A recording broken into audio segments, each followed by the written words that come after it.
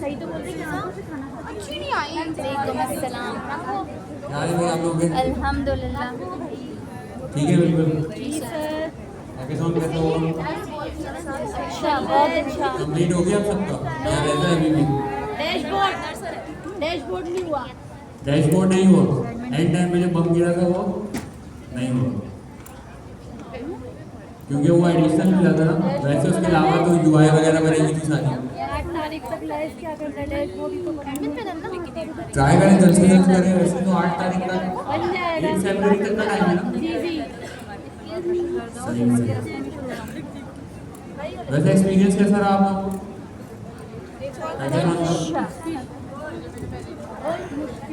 Student का मेरे पास message आया, बोला कि हमारी ज़िंदगी में और ना ही इस ड्राइव एक क्लास में कवर हो सकता है। तो ट्राई करते हैं, देखते हैं मोस्ट ऑफ इट। बाकी ये है कि लेकिन ये जो दोनों चीज़ें ना, इसके ऊपर यूट्यूब के ऊपर आप लोगों को बहुत अच्छा कंटेंट भी मिल जाएगा, वीडियोस भी मिल जाएंगी। हम अपनी साइड से पूरा डिलीवर करने की कोशिश करते हैं। अच्छा, ऑथेंटिकेशन में हमने कहाँ तक देखा था लास्ट क्लास के अंदर? रजिस्ट्रेशन वगैरह, साइन अप वगैरह करवा दिया था, ऐसे ही था ना? कौन सा हैशिंग वगैरह तो समझ में आ गई ना सबको कि हैशिंग क्या होती है, किस तरीके से चल रही होती है, क्या है? हाँ, 3 बंदों की आवाज़ आ रही है, सिर्फ एक यहाँ से,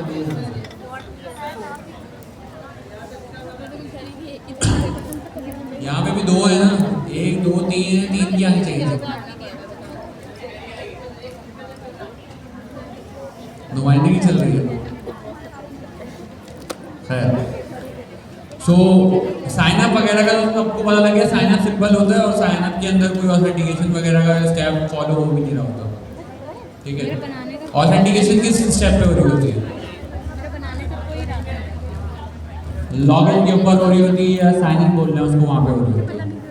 ठीक है। अच्छा, सबसे पहले हम एक फ्लो देखते हैं कि भाई जब हम ऑथेंटिकेशन करने के लिए जाते हैं तो ऑथेंटिकेशन का फ्लो चलता किस तरीके से।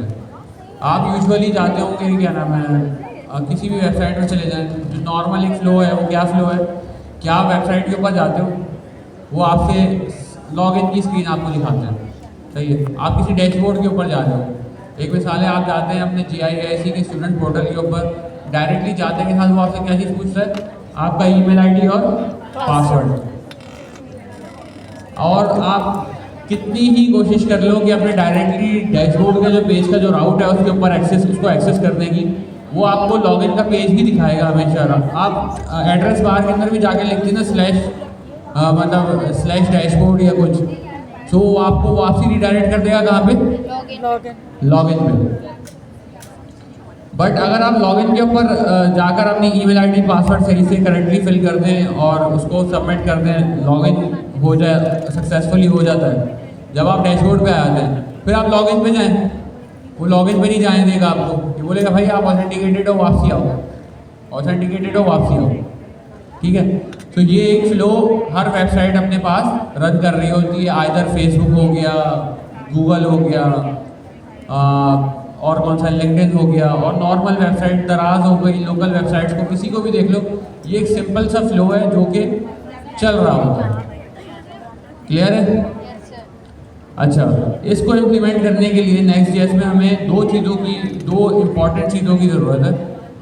पहली चीज़ है API हैंडलर के थ्रू हम अपना एक API लिखेंगे लॉगिन की। दूसरी चीज़ क्या है, Next.js के अंदर हमारे पास चीज़ होती है मिडलवेयर। सो वो मिडलवेयर की भी हमें नीड है। मिडलवेयर क्या करता है उसको हम बाद में देखते हैं, पहले हम अपनी लॉगिन की API को देख लेते हैं कि भाई लॉगिन की API हमारे पास किस तरीके से वर्क करती है और क्या उसका स्ट्रक्चर होता है।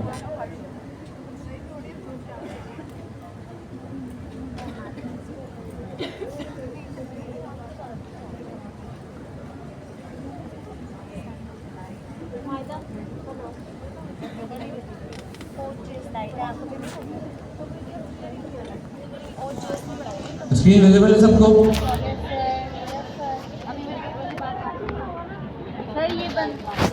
ये लाइट्स बंद करवा दें, हमें स्क्रीन नहीं, हमारी आंखों में हो सकती है तो करना। तो सिंपल है, हमने क्या किया, नेक्स्ट के अंदर से रिक्वेस्ट को अपने पास पैरामीटर में लिया और रिक्वेस्ट डॉट जेसॉन किया और उसके अंदर से ईमेल और पासवर्ड को डी स्ट्रक्चर कर लिया। डी स्ट्रक्चरिंग सबको आती है, प्रॉप्स के टाइम पे देखी थी हमने, ठीक है। यहाँ पर मैंने एज ए चेक करने के लिए कंसोल लॉक कर दिया है, वो आप करना चाहें कर सकते, नहीं करना चाहें नहीं कर सकते, नहीं करें। ये बेसिकली मैं यूजुअली जब भी कोड लिखता हूँ तो डिबगिंग के लिए लॉग्स लिखते हुए जाता हूँ ताकि आपको आसानी हो बाद में डिबग करने के लिए, बार बार जा जाके जो है आपको जगह जगह पे लॉग्स लगाने ना पड़े, आपने लगाए हो पहले से, ठीक है। ये ईमेल वाले स्टेप सबको समझ में आ गया, ईमेल कहाँ से, ये पासवर्ड कहाँ से आया, कहाँ से आया, फ्रंट एंड से,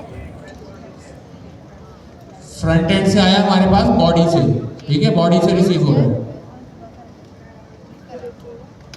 अच्छा जी, अब हमारे पास यहाँ पर मैंने दो वेरिएबल्स क्रिएट की हुई हैं, valid email and valid password. Usually हम ये वाला काम ऐसे नहीं करते, क्यों? क्योंकि हमारे पास ये जो काम होता है ना, ये हम कहाँ पे कर रहे होते हैं, डेटाबेस लेवल पे कर रहे होते हैं, जहाँ पर हमारे ईमेल्स और पासवर्ड हैश फॉर्म में सेव हुए हैं। बट हमारा भी स्कोप के अंदर डेटाबेस है नहीं, लेकिन हम क्या कर रहे हैं कि हम अपने ऑथेंटिकेशन के स्टेप को पूरा देख रहे हैं।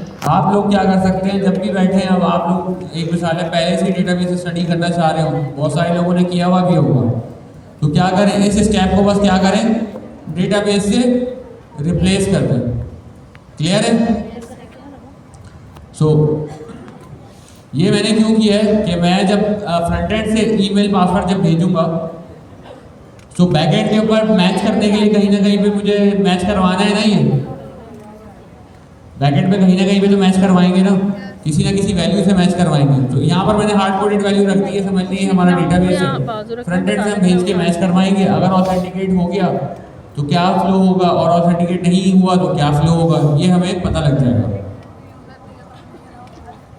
अच्छा भाई, उसके बाद क्या हुआ है, उसके बाद हमने चेक किया है if email is equals to valid email, और ये ईमेल वही वाली ईमेल है जो मैंने बॉडी में से यहाँ पे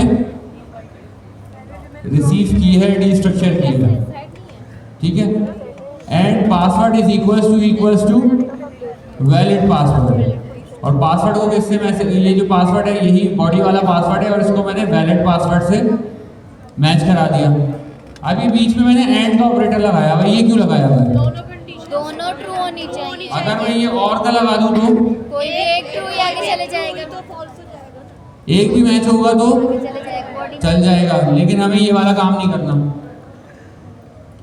एक दफा हमारे ऑफिस में केस हो गया था, एक हमारे सीनियर ने एपीआई बनाई, उन्होंने पासवर्ड चेक ही नहीं कराया, ईमेल चेक कराया, बोला ऑथेंटिकेटेड जाने दें।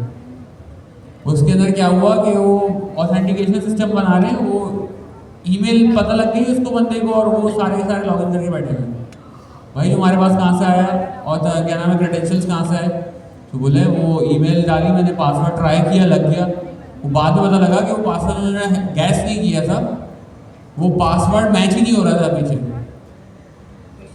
सो ये चीज़ मेक श्योर कीजिएगा कि ऑथेंटिकेशन फ्लो आपका जितना टाइट होगा उतनी ज़्यादा सिक्योरिटी आपकी इन्हेंस्ड होगी, ठीक है। अच्छा जी, ये समझ में आ गया ना भाई एंड ऑपरेटर क्यों लगाया हुआ है, कि हमें दोनों को मैच करना है कि दोनों वैलिड हैं कि नहीं, मतलब दोनों मैच हो रहे हैं कि नहीं हो रहे, सही है। अच्छा भाई, अब हमने ना यहाँ पर कुछ नया काम किया। कैसे? दो तीन तरीके से ऑथेंटिकेशन हैंडल होती है, दो तरीके से मैं बताता हूँ। क्या होता है, एक तो ये लॉगिन की जो एपीआई है, इसमें से मैं टोकन को बनाऊं और फ्रंट एंड पे रिस्पॉन्स के अंदर से रिटर्न कर दूं, ठीक है, कुकीज नहीं, रिस्पॉन्स में डायरेक्टली रिस्पॉन्स की जो बॉडी है उसके अंदर भेज दूं, जेसन में भेज दूं, ठीक है, फ्रंट एंड पे। फ्रंट एंड डेवलपर क्या करें, उसको लोकल स्टोरेज में रख दे। बट इससे मसला क्या होता है, इससे आपकी जो सिक्योरिटी होती है ना वो कॉम्प्रोमाइज़ होती है। अगर कोई ना कोई अटैक हुआ तो आपके जो क्या नाम है ब्राउज़र के अंदर जो लोकल स्टोरेज में टोकन रखा हुआ है वो तो कॉम्प्रोमाइज़ हो जाएगा।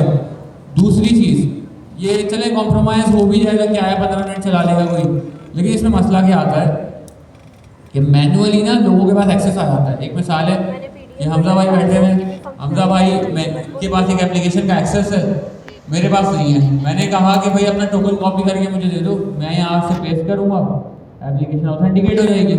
मुझे बाईपास कर दिया मैंने तो।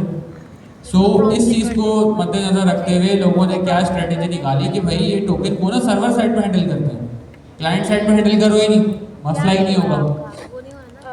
फिर क्या किया कि कहा गया कि भाई कुकीज़ में सेट कर दो। ठीक है, अब कुकीज़ के अंदर क्या है कि दो अप्रोचेज है कुकीज़ में भी। कुकीज़ होते तो सर्वर साइड से सेट है, लेकिन ब्राउज़र से एडिट भी हो जाते हैं। आप ब्राउज़र में भी जाके मैं टोकन पेस्ट कर सकता हूँ, तो मसला तो अभी भी वहीं पे खड़ा हुआ है। एक दूसरी किस्म के कुकीज़ होते हैं, they are called HTTP only cookies. HTTP only cookie क्या करता है, आप ना उसको सेट कर सकते हो, ना उसको छेड़ सकते हो, उसको कुछ कर ही नहीं सकते आप।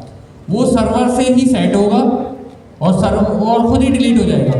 आप उसको रिमूव कर सकते हो अपने ब्राउज़र से, लेकिन उसको एडिट नहीं कर सकते, उसके टाइम ड्यूरेशन को नहीं बढ़ा सकते वहाँ से, उसकी वैल्यू को मैनिपुलेट नहीं कर सकते, कुछ भी नहीं कर सकते। ये एक अप्रोच निकल के आई कि भाई लॉगिन के बाद कुकी सेट कर दो।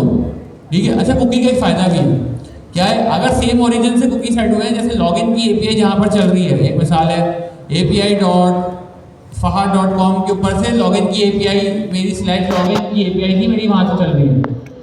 API.fahad.com पे जितने भी मेरी API कॉल्स होंगी ना, कि कोई भी राउट हो उसका, /signup हो या /cart हो या /orders हो या कोई सा भी पेज खोलूँ मैं, कोई सी भी API कॉल करूँ, उसके अंदर कुकीज़ बाय डिफ़ॉल्ट पे पास हो रही होती हैं। अगर मैं यहाँ से कुकी सेट करा देता हूँ ना, तो फ्रंट एंड डेवलपर का कोई काम बचता ही नहीं, वो बस मिडिलवेयर में रीडायरेक्ट कर दे पेजेस के ऊपर। बाकी बैकएंड के अंदर जो मजीद ऑथेंटिकेशन जो मुझे करनी होती है ना APIs की, अच्छा ये हमारा टॉपिक नहीं है लेकिन वैसे ही बता रहा हूँ, तो उसके अंदर क्या है, बस मैं बैकएंड से बैठे बैठे जो है ना हेडर्स के अंदर से कुकी निकालूँ, चेक करूँ और ऑथेंटिकेशन करूँ बाकी मजीद अपने प्रोटेक्टेड APIs की, कि भाई यहाँ पर अगर इसका रोल ये है तो ये सारी चीज़ें मैंने अगर सेट की हुई है कुकी में, तो वहीं से उठाऊँगा, वहीं से यूज़ करूँगा, मुझे नीड ही नहीं है किसी डेटा के फ्रंट एंड से। क्या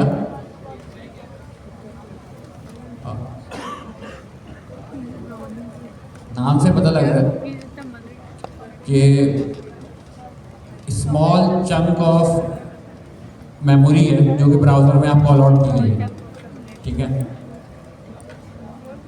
दैट्स इट। कुकी का पर्पस ही यही है। कुकी के अंदर हम बड़ा डेटा स्टोर नहीं कर सकते। लोकल स्टोरेज में हम कितना ज़्यादा डेटा स्टोर कर देते हैं, लेकिन कुकी के ऊपर एक स्पेसिफिक लिमिट है। और दूसरी चीज़ ये है, कुकी सर्वर साइड से हैंडल होता है। आपने देखा होगा अपनी मल्टीपल वेबसाइट्स के अंदर कि आपके पास ऑप्शन आ रहा होता है, this website wants to use your cookies. उसके ऊपर वो आपसे एक्सेस मांग रहे होते हैं, ये एक्सेप्ट ऑल या नेसेसरी ओनली, बहुत सारी चीज़ें उनकी होती हैं। बाकी ये जब आप यूज़ करेंगे आपको इसका यूज़ केस पता लगेगा, लेकिन ये है कि अब आसान अल्फाज में मैं ये समझा सकता हूँ। ठीक है सर, फ्रंट एंड जी, एक्सेप्ट। अब आपको ये भी देखना है कि कौन सी कैसी वेबसाइट है, कितनी उसकी DAPA है, डोमेन अथॉरिटी क्या है उसकी। एक मिसाल है कि ट्रस्टेड वेबसाइट है कि नहीं। ट्रस्टेड अगर वेबसाइट है तो कर लें एक्सेप्ट, अगर ट्रस्टेड नहीं है तो नहीं करें। सर एक सवाल है सर, अब जैसे आप ई-कॉमर्स वेबसाइट बना रहे हैं, ठीक है, उसमें साइन अप और लॉगिन का जो आप डाटा सेव कराएंगे तो वो हम क्यों करा रहे हैं? हम वो एज एक मतलब जो फॉर्म होता है जस्ट वो भर के ऑर्डर ले सकते हैं। तो ये लॉगिन और साइन अप ई-कॉमर्स वेबसाइट में इसका यूज़ क्या होता है, इसका डाटा जमा करके करना क्या है? ठीक है, कस्टमर मैम का एक बहुत अच्छा सवाल है कि भाई जब हम ऑर्डर फॉर्म भरवा के ले सकते हैं तो भाई हम क्यों लें उनसे साइन इन क्यों करवाएं? डायरेक्टली लेके जाएं उनको, फॉर्म भरवाएं और ऑर्डर ले लें, वहीं पे नाम भी बता देंगे, वहीं पे अपना एड्रेस भी बता देंगे, सब कुछ बता देंगे। क्या हुआ? यही सवाल है आपका। इसमें ना एक बहुत बड़ा मसला है। क्या एक बंदा दिन में 4 ऑर्डर करता है या 10 ऑर्डर करता है, कितने दफ़ा फॉर्म भरेगा वो? 10 दफ़ा फॉर्म भरेगा।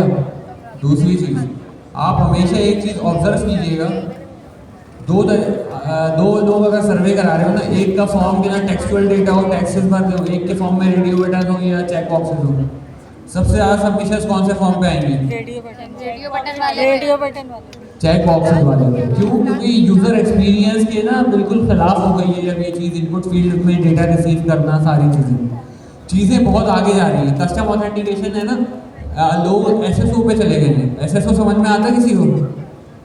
Single sign on.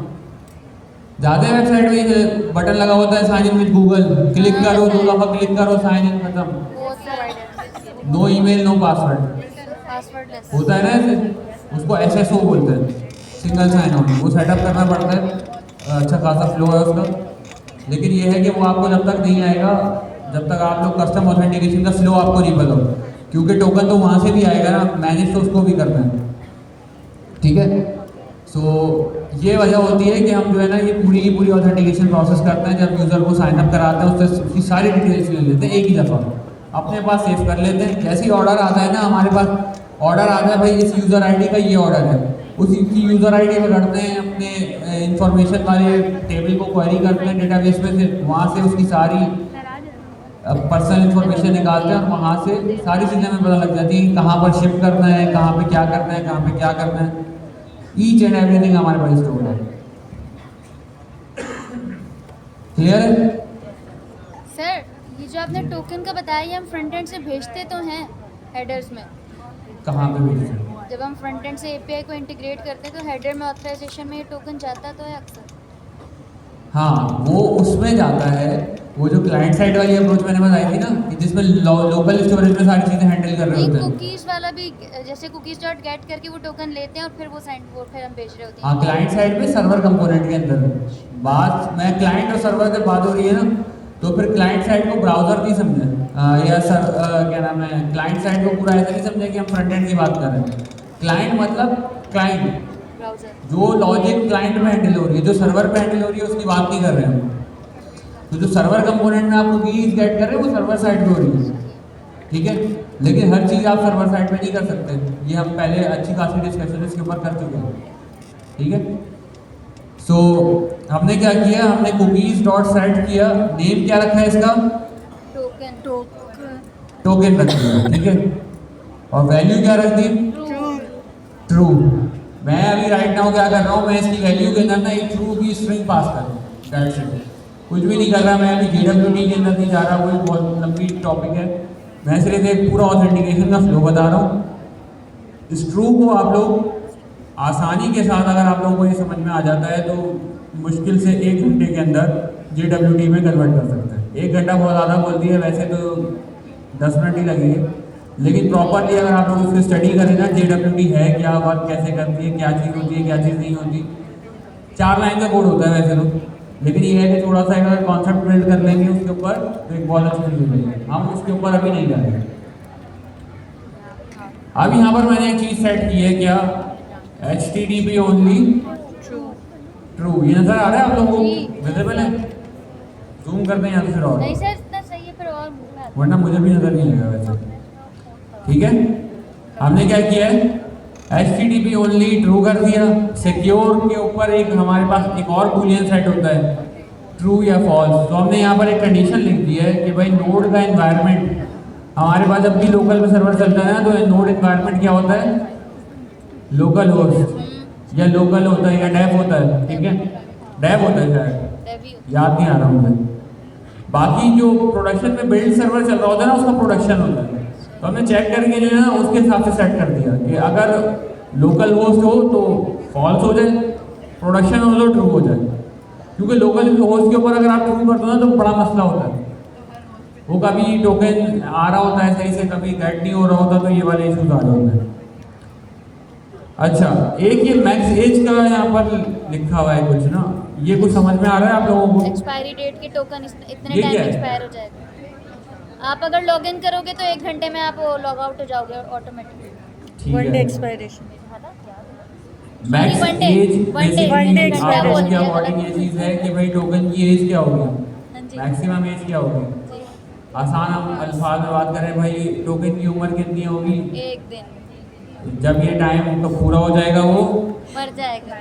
मर जाएगा, तो ये एक्सपायर हो जाएगा। अच्छा, ये टाइम हम देते हैं किसमें? ये हम यहाँ पर देते हैं मिली सेकेंड्स में, ठीक है। ये जितनी भी हमारे पास वैल्यूज हमने अभी देखी ना यहाँ पर, सो ये हम यहाँ पर मिली सेकेंड्स में दे रहे होते हैं। क्लियर है सबको? एक सेकंड में कितने मिली सेकेंड होते हैं?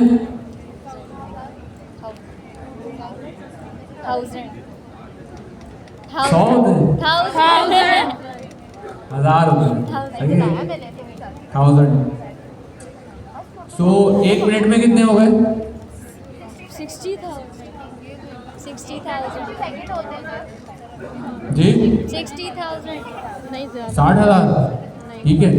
सो हमने क्या करना है, हमें अगर अपने टोकन की जो एज है वो अगर मुझे रखनी हो, क्या नाम है इसका, 1 मिनट, सो यहाँ पे क्या करना पड़ेगा मुझे? 1000 मिलीसेकंड्स। हाँ 1000 60 मल्टीप्लाइड बाय 60, नहीं कैलकुलेशन गलत कर रहे हैं।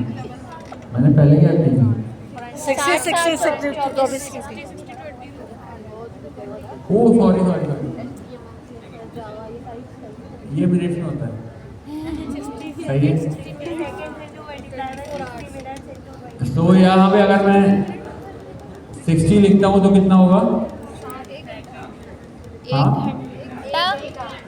1 मिनट हो जाएगा, ठीक है। ये सारा सेकंड के ऊपर गेम चल रही है। 60 मल्टीप्लाइड बाय 60 तो 3600 होता है, वो 1 घंटा बनता है। और उसके बाद क्या होता है, मल्टीप्लाइड बाय 24 तो 1 डे। सही है, आप सही है। तो मैंने यहाँ पे 60 लिख दिया, तो अब क्या हो गया, ये 1 मिनट हो गया। मिली सेकेंड्स के अंदर जो एक्सपायरेशन होती है ना, वो JWT की सेट कर रहे होते हैं, वहाँ पे मिली सेकेंड में चल रही होती है, तो वो ध्यान में समझो। सो कुकीज़ के अंदर हमने यहाँ पे क्या दे दिया भाई, 60 सेकेंड के ऊपर, मतलब 1 मिनट के ऊपर इसकी एक्सपायरी हमने दे दी है कि भाई जैसे ही 60 सेकंड गुजरे हैं ये एक्सपायर हो जाना चाहिए। उसके बाद मैंने क्या किया है भाई, उसके बाद क्या किया है नेक्स्ट स्टेप के ऊपर, नहीं ये तो हो गया ना 60, और उसके बाद नेक्स्ट रिस्पॉन्स मैंने जेसन करा दिया भाई, मैसेज लॉगिन सक्सेसफुल। कैसे कि भाई हमने टोकन जब सेट कर दिया तो यहाँ से लॉगिन सक्सेसफुल हो गया। स्टेटस नोड कौन सा जनरेट किया मैंने, 201 क्यों नहीं किया, 201 क्यों नहीं किया? क्योंकि यहाँ क्रिएट थोड़ी होगा। क्योंकि हमने यहाँ पे कोई डेटा क्रिएट थोड़ी किया है, हमने तो यहाँ पर लॉग इन किया, ठीक है। अब अगर हमारी ये इफ की स्टेटमेंट नहीं चलती, एक मिसाल है डेटा मैच नहीं होता, जैसे कि यहाँ पर मैच हो रहा है ना वैलिड ईमेल एंड पासवर्ड, ठीक है। अगर इन दोनों में से कोई भी वैल्यू जो है वो मैच नहीं हो पाती, तो हम क्या चीज़ रिटर्न कर रहे हैं यहाँ से, इनवैलिड क्रेडेंशियल्स। और उसके बाद स्टेटस कोड कौन सा है, 401 का मतलब क्या होता है, इनवैलिड एरर होता है, बैड रिक्वेस्ट होता है। बैड रिक्वेस्ट तो 400 होता है मेरे ख्याल से। ये नाम है ना इनवैलिड, कोई चीज जाती है उसकी वजह से देते हैं। 401 होता है अनऑथराइज्ड। सो 401 क्या होता है, कम होती आ रही है बस। सर माइक बदल लें। सो 401 कौन सा होता है, अनऑथराइज्ड।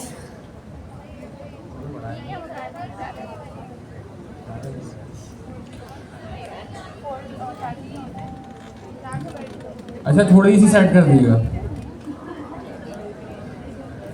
खैर से एकदम आ जाती है कानों में। तो 401 के ऊपर हमने अनऑथराइज कर दिया है फ्रंट एंड के ऊपर। उसके बाद हमारे पास क्या हो जाएगा, अगर हमारे पास कोई अनएक्सपेक्टेड एरर हो जाता है तो उसको हमने कहाँ पे हैंडल कर लिया, कैच में। कैच के अंदर, और वहाँ से हमने स्टेटस कोड दे दिया 500 इंटरनल सर्वर एरर, कि भाई अब जाकर देखो ये सर्वर में ही कोई मसला है, वरना एपीआई के अंदर तो कोई मसला है नहीं, या तो फिर वो मैच हो जाएगा या तो नहीं होगा। उसके अलावा क्या मसला हो सकता है कि भाई सर्वर ही नहीं चल रहा आपका, ये सर्वर में ही कोई मसला आ गया, एपीआई चलते चलते सर्वर ब्रेक डाउन हो गया, सो ये चल जाएगा। क्लियर है? लॉगिन की एपीआई समझ में आ गई? ठीक है। अच्छा, दूसरा पार्ट मैंने कौन सा बताया था कि जो ऑथेंटिकेशन के अंदर हमारे लिए क्रूशियल होता है, कौन सा होता है? मिडिलवेयर। अब हम देखते हैं अपने मिडिलवेयर को।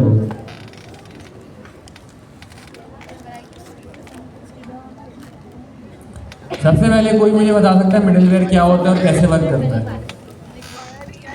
आप में से कोई किसी ने यूज किया हुआ मिडिलवेयर? क्या करता है मिडिलवेयर?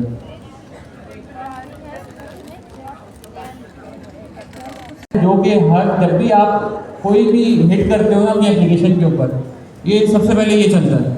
आपकी जो layout.tsx है ना, उससे पहले भी ये चलता है। ठीक है। अच्छा, layout.tsx में दूसरा मसला क्या है कि हमारी जो पूरी एप्लीकेशन है ना, उसके अंदर मल्टीपल लेआउट्स हो सकती हैं। ऐसे ही है तो हर राउट की अपनी पर्सनल एक लेआउट भी हो सकती है और अपने राउट ग्रुप की भी लेआउट हो सकती है। सेलेक्टेड राउट्स जो हैं वो जगह जगह पे फैले हुए हैं और डिफरेंट उसके अंदर हैं। फिर क्या मैं हर जगह पे जाकर layout.tsx के ऊपर ये लॉजिक लिखूंगा? नहीं कर सकता ना मैं।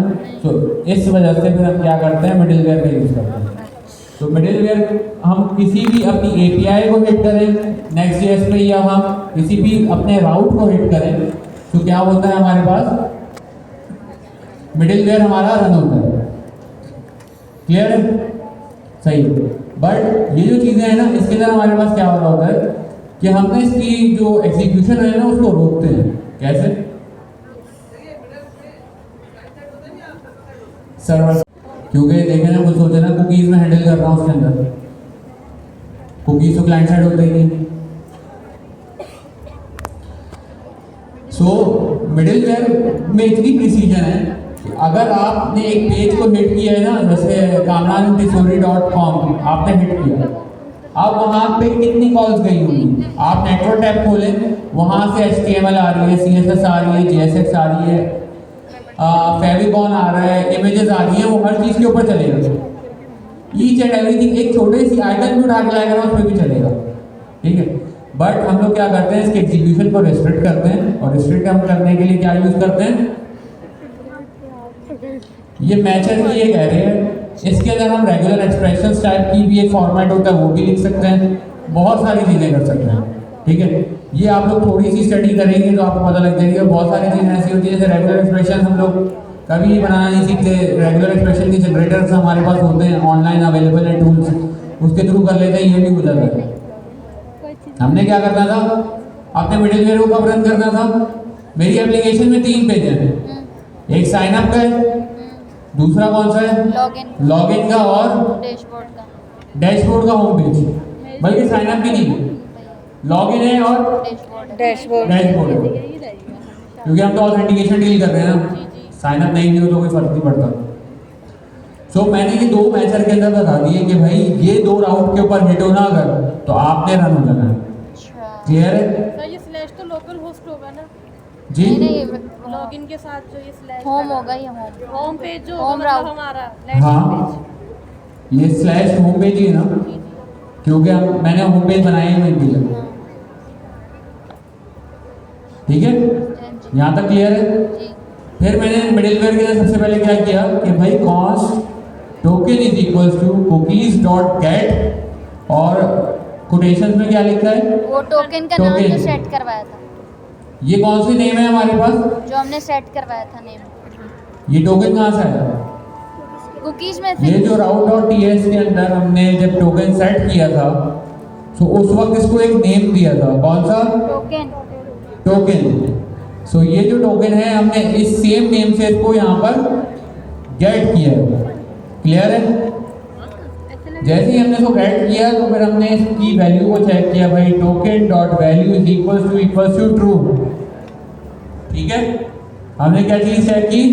टोकन की वैल्यू को चेक किया कि भाई टोकन के अंदर क्या वैल्यू पड़ी हुई है, ट्रू है कि फॉल्स है, क्या है। ठीक है।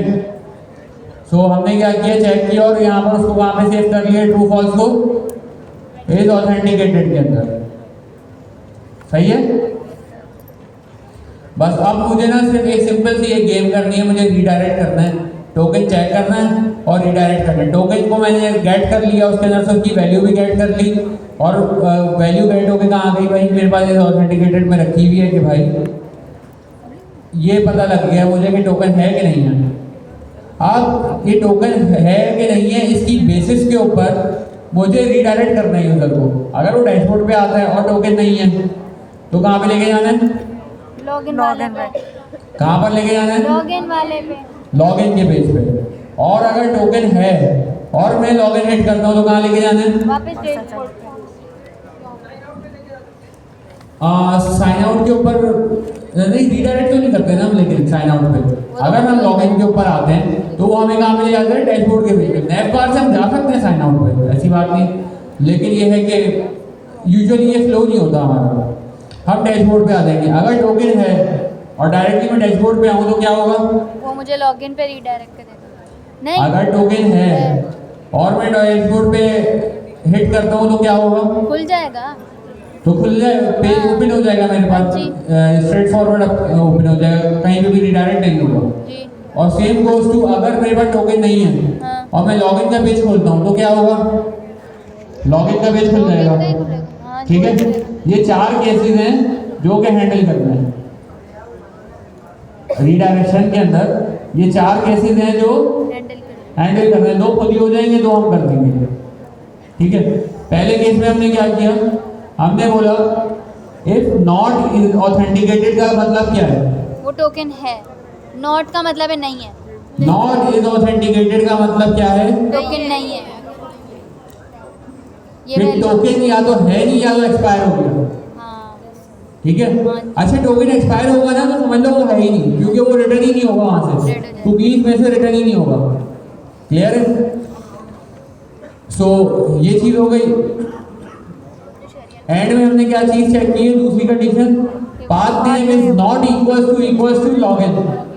अगर टोकन नहीं है और पाथ नेम लॉगिन भी नहीं है, ठीक है, सो क्या होना चाहिए, लॉगिन पे ले जाओ। लॉगिन पे ले जाओ। लॉगिन पे लेके जा रहे हैं। अगर लॉगिन नहीं है तो मेरे केस में क्या होगा, मेरे तो 2 ही राउट है ना, या तो होम है या तो लॉगिन है। तो हम क्या करेंगे उसको, अगर लॉगिन नहीं है तो क्या होगा वहाँ पे, होम पे ले होम, जाओ। होम का राउट होगा, स्लैश राउट होगा। क्लियर है, सो हम कहाँ पे लेके जा रहे हैं उसको, लॉगिन। लॉगिन के ऊपर। ऐसे ही होना चाहिए, किसी को तलाश है ऐसे ही होगा। जी, ये कंडीशन कोई एक्सप्लेन कर सकता है कि यहाँ पे हम क्या कर रहे हैं। सर इस पे पहले हम टोकन चेक करें कि अगर है या नहीं, तो अगर वो एक्सपायर होगा या वो नहीं होगा तो फिर वो फॉल्स हो जाएगी कंडीशन। दूसरी कंडीशन में हम ये देख रहे हैं कि वो राउट लॉगिन का भी नहीं है, तो ये दोनों कंडीशन जब ट्रू होंगी तो फिर वो लॉगिन पे चले जाएगा। ठीक, बिल्कुल सही बताया। हम क्या कर रहे हैं, हम दोनों ना नॉट की कंडीशन चेक कर रहे हैं पहली दफ़ा में, टोकन भी नहीं हो और राउट का नेम लॉगिन भी नहीं हो। सो हमारे पास राउट का नेम अगर लॉगिन नहीं है तो क्या होगा, मेरे केस में डैशबोर्ड होगा, स्लैश होगा, ठीक है, या होम होगा, ऐसे ही होगा। सो अगर किसी उस एक बंदे के पास टोकन नहीं है और वो होम पेज पे जाना चाह रहा है, डैशबोर्ड पे जाना चाह रहा है, तो हमारा फर्ज क्या बनता है कि हम उसको पहले लॉगिन की स्क्रीन दिखाएं, ताकि वो जब लॉगिन करके आए तो हमारे पास उसका डेटा हो कि कौन बंदा ऑर्डर कर रहा है, ताकि हमें उससे कोई फॉर्म ना फिल कराना पड़े ऑर्डर के लिए, और हमारा पूरा फ्लो उस तरीके से इंटैक्ट चलता रहे। तो ये तो वो वाला केस हो गया जिस केस के अंदर हमारे पास लॉगिन हम करवा रहे हैं, लॉगिन के पेज के ऊपर रिडायरेक्ट कर रहे हैं। ठीक है, अब दूसरा केस हमारे पास क्या बनता है, अब हमारे पास टोकन भी है, लेकिन जो राउट आया हमारे पास वो क्या आया, लॉगिन के बराबर है। लॉगिन। सो क्या हमें उस पे एक हमारे पास जो यूज़र आया है जिसके पास टोकन पहले से ही मौजूद है, तो क्या हमें उसको लॉगिन का राउट दिखाना चाहिए? नहीं दिखाना चाहिए। हम क्या करते हैं, उसको डैशबोर्ड पे ले जाते हैं। बहुत सारी वेबसाइट्स कुछ स्ट्रेटेजी को डिफरेंट तरीके से इम्प्लीमेंट करती हैं। कैसे कि बहुत सारी वेबसाइट क्या करती है, अगर कोई लॉगिन का पेज मांग रहा होगा तो उसको दिखा देते हैं। जैसे अगर आप लिंक्डइन पे जाओगे ना और आप लॉगिन के पेज को हिट करोगे, वो आपको लॉगिन का पेज खोल के दे देगा कि कर लो लॉगिन दोबारा। ठीक है, लेकिन वो हमारे ऊपर है कि हम अपनी क्या स्ट्रेटेजी रखते हैं लॉगिन करते हुए। आप फेसबुक के अंदर ये चीज़ नहीं होती, फेसबुक आपको लॉगिन का पेज नहीं दिखाता जब तक आप साइन आउट नहीं करते हो। सो ये एक तरीके से आप देखें तो ये डिफरेंट कंपनीज डिफरेंट स्ट्रेटजी के ऊपर वर्क कर रही होती हैं। कोई पेज दिखा देती हैं, कोई नहीं दिखाती। बहुत सारी कंपनी साइन अप के बाद डायरेक्ट लॉगिन करा देती हैं, बहुत सारी कंपनी साइन अप के बाद लॉगिन का पेज दिखा देती है कि लॉगिन कर लो। तो ये सारी जो चीज़ें हैं आपने खुद ही हैंडल करनी है।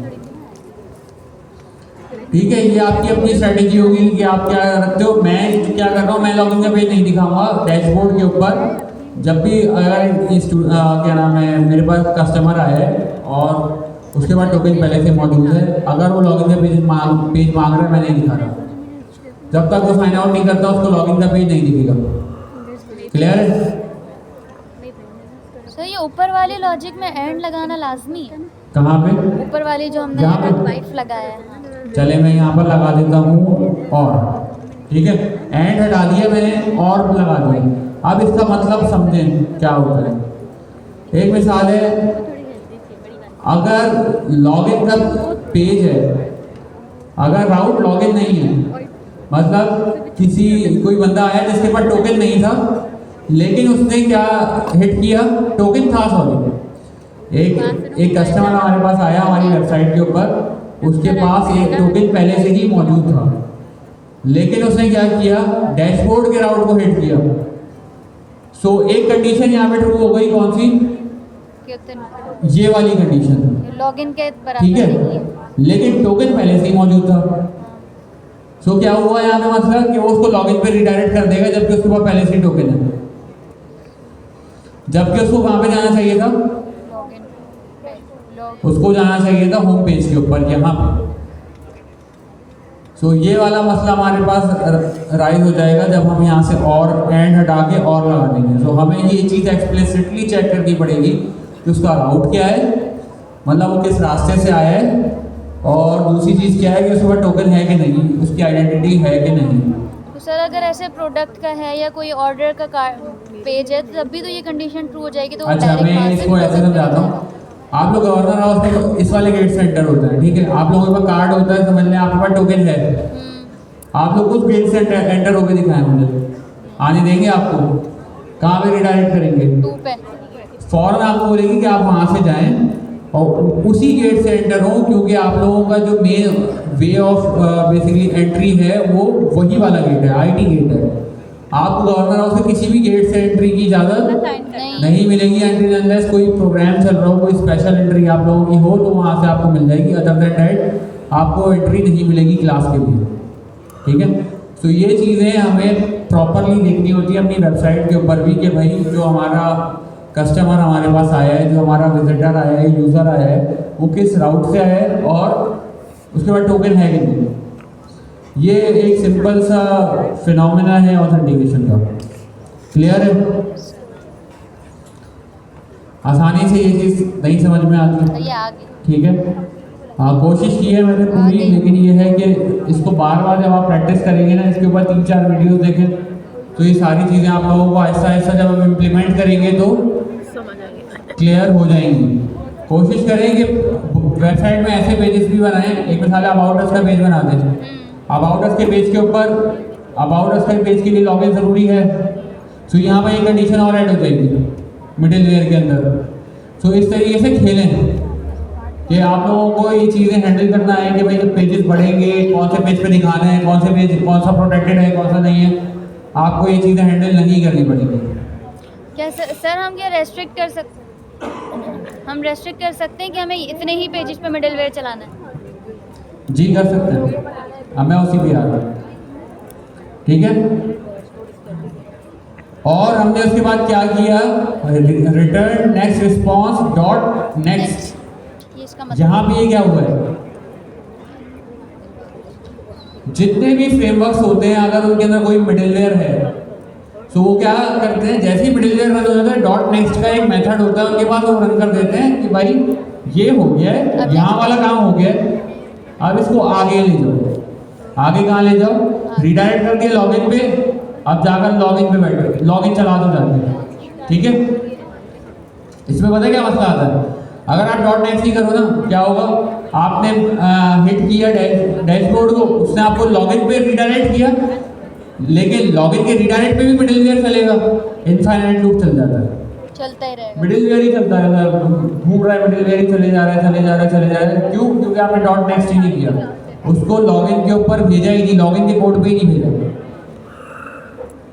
ठीक है, सो अगर हम डॉट नेक्स्ट नहीं करेंगे तो क्या होगा, एक लूप चल जाएगा। आप लोग ट्राई कीजिएगा, अगर कोई डिफरेंट आपके पास रिस्पॉन्स आता है तो बताइएगा।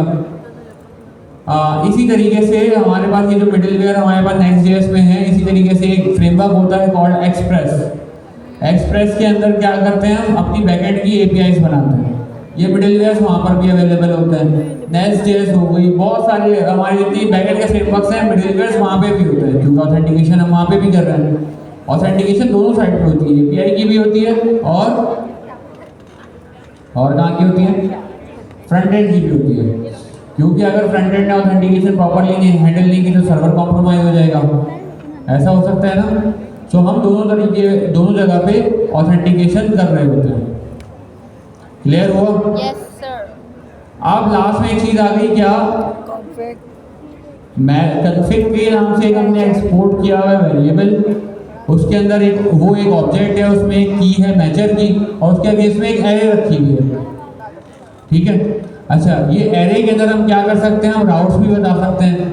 हम क्या बता सकते हैं, और हम बता सकते हैं इस फोल्डर के अंदर जितने भी राउट्स हैं, एक मिसाल है हम राउट ग्रुप बता दें पूरा, कि हम बता दें भाई ऐप डायरेक्टरी, पूरी ऐप डायरेक्टरी में चलाओ, उसके अलावा कहीं पे भी नहीं चलाओ।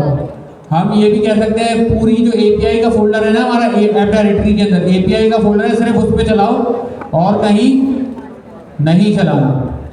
ठीक है, तो इस तरीके से मल्टीपल टाइप की कॉन्फ़िगरेशन हो सकती है, पॉसिबल है।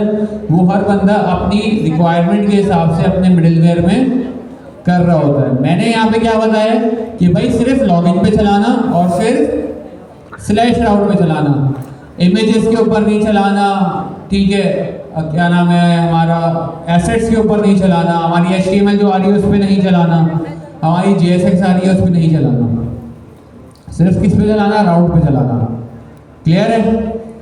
सो ये हमारी थी मिडिलवेयर की फाइल। इससे पहले हमने डिस्कस की लॉगिन की एपीआई। अब हम इसको रन करते हैं और इसका बिहेवियर चेक करते हैं कि क्या ये हमारे पास उसी तरीके से वर्क कर रही है जैसे इसको करना चाहिए या नहीं। तो आई थिंक मैंने रन किया हुआ है पहले से। सो हम लोग क्या करते हैं, अपनी इस ब्राउज़र पे चलते हैं और ब्राउज़र पे जाके लिखते हैं लोकल होस्ट और पोर्ट नंबर 8000।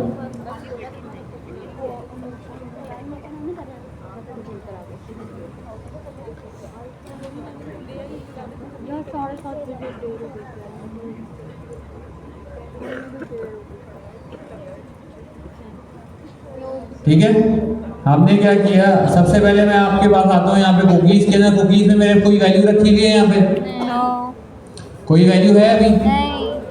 पहले थी, क्योंकि मैं जब कोड लिखा था, मैं टेस्टिंग कर रहा था, तो उस वक्त टोकन सेट हो गया था मेरे पास यहाँ पर। सो अब नहीं है। अब देखते हैं भाई टोकन है यहाँ पे? नहीं है। यहाँ पे राउट क्या लिखा हुआ आ रहा है? स्लैश लॉगिन लिखा हुआ आ रहा है। मैंने यहाँ से हटा दिया लॉगिन, हाँ जी हट गया, लॉगिन हटा दिया, और अब मैंने एंटर प्रेस किया। फिर कहाँ से लेके आ गया मुझे? लॉगिन पे लेके आ गया। एक दफ़ा और ट्राई कर लेते हैं भाई, क्या सीन है। हटो यहाँ से, हट ही नहीं रहा। क्यों नहीं हट रहा? क्योंकि वो कौन सी कंडीशन चेक कर रहा है हमारे मिडिलवेयर के ऊपर? ये टोकन है, ऑथेंटिकेटेड है। पहले सबसे पहले कौन सी चेक कर रहे हैं? ये वाली कंडीशन चेक हो रही है अभी।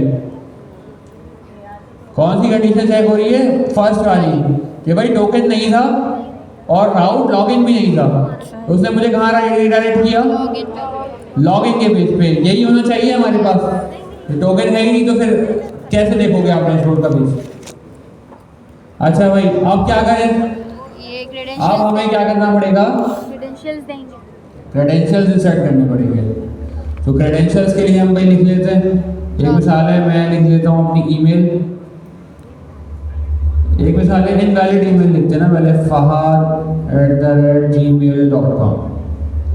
यहाँ पे जीमेल लिख देते हैं पासवर्ड में, और यहाँ पे हिट करते हैं भाई लॉगिन। तो मेरे पास क्या लिखा हुआ आ गया? Invalid credentials. क्यों? क्योंकि मैंने अपने क्रेडेंशियल जो थे वो वैलिड नहीं दिए। अब ये कौन से क्रेडेंशियल्स देने हैं मुझे? जो आपने सेट किए, जो आप सेव किए हुए थे, वो जो लॉगिन की एपीआई में मैंने हार्ड कोड की हुई थी ना वैल्यूज, वो देना। ये वो वाली वैल्यूज यहाँ पे प्रोवाइड कर दी है। नॉर्मल एप्लीकेशन में ये वाली वैल्यूज हमारे पास कहाँ से आती हैं? डेटाबेस। डेटाबेस से। लेकिन हमने यहाँ पे डेटाबेस यूज़ नहीं किया, तो हमने कहाँ पे सेव कर ली? यहीं पे हार्ड कोड कर दी। सो मुझे क्या करना पड़ेगा? ये वाली ईमेल लिख दें और ये पासवर्ड लिख दें, तो ये मुझे ओके कर दे। लॉगिन करवा देगा। सो raofaha046@gmail.com और यहाँ पे मैं लिख देता हूँ फहाद। मैंने फहाद लिखा, मैं अब हिट करता हूँ लॉगिन पे। तो जैसे ही मैंने लॉगिन हिट किया, मुझे कहाँ पे लेके आ गया वो? डैशबोर्ड पे, डैशबोर्ड पे। होम पे। डैशबोर्ड के पेज के ऊपर लेकर वो मुझे आ गया। अब मैं यहाँ पर लॉगिन हिट करूँ, अब तो टोकन है ना जी, सो अब अगर मैं लॉगिन हिट करूँ तो क्या होना चाहिए? यही रहना चाहिए। नहीं लेके जाना चाहिए। सो वैसा ही हो रहा है कि अभी मैं लॉगिन हिट कर रहा हूँ तो यहीं पर ही हूँ। वो मुझे लॉगिन के ऊपर नहीं जी, भेज रहा। नहीं लेके जा रहा। ये पूरा एक प्रोसेस होता है ऑथेंटिकेशन का, जिस तरीके से हम ऑथेंटिकेशन पूरी अपनी वेबसाइट के अंदर हम हैंडल कर रहे होते हैं। तो किसी को कोई कंफ्यूजन है? All clear sir. जी,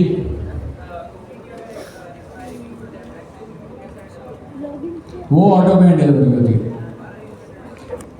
रीजनरेट नहीं होगा ना, आपको लॉगिन करना पड़ेगा। फिर एक्सपायरी सेट क्यों करते हैं हम? सेशन को एक्सपायर करते हैं ना। अगर हम ये पूरी ऑथेंटिकेशन के बाद जो हमारी ये चीज़ स्टार्ट होती है और आप ऑथेंटिकेट हो गए, ऑथेंटिकेट होने के बाद अपनी वेबसाइट के ऊपर आ गए, तो इस चीज़ को हम अगर टेक्निकल लैंग्वेज के अंदर बात करें तो हम इसको कहते हैं सेशन। ठीक है, हमने एक सेशन स्टार्ट किया अपनी वेबसाइट के ऊपर। ऐसे ही है जैसे हम यहाँ पर एक सेशन ले रहे हैं 3 घंटे का होगा, वैसे ही हम अपनी ब्राउज़र के अंदर जो वेबसाइट चलती है उसका भी एक सेशन की लिमिट डिफाइन करते हैं। और वो लिमिट क्या होती है? हमारी टोकन की एक्सपायरी लिमिट होती है। जैसे ही हमारा टोकन एक्सपायर होगा तो हमारे पास क्या होना चाहिए? लॉगिन का पेज आना चाहिए। आगे लॉगिन का पेज क्यों आ गया? कि 1 मिनट का जो टाइम था वो गुजर गया।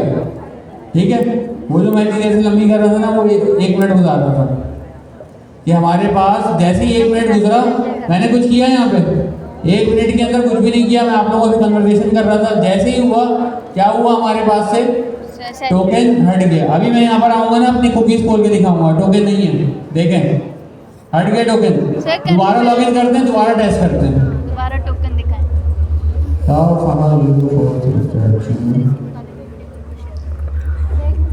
लॉगिन किया मैंने, टोकन आ गया। यस, आ गया। ठीक है, अब देखते हैं भाई इसको। एक्सपायरी डेट भी उसकी लिखी हुई है। सब कुछ आ रहा है यहाँ पे। हम लोग इसको ना थोड़ा सा देख लेते हैं, टोकन को देख लेते हैं, टोकन में क्या आ रहा है। टोकन आ गया। टोकन की वैल्यू क्या है भाई? ट्रू। ट्रू। आप लोगों के केस में क्या होगी? टोकन JWT का टोकन होगा। हाँ। ठीक है, डोमेन क्या आ रही है? Local host. कौन सी डोमेन है ये? लोकल होस्ट ही है। जहाँ से टोकन आया है, तो हमारा सर्वर, हमारी API का सर्वर और हमारा क्लाइंट का सर्वर दोनों एक ही जगह पे चल रहा है। वो कौन सी जगह है? Local host. ठीक है, अगर ये एक मिसाल है, मैं kamrantisuri.com की कोई API यूज़ करता हूँ तो यहाँ पे क्या आता? kamrantisuri.com आ रहा होगा।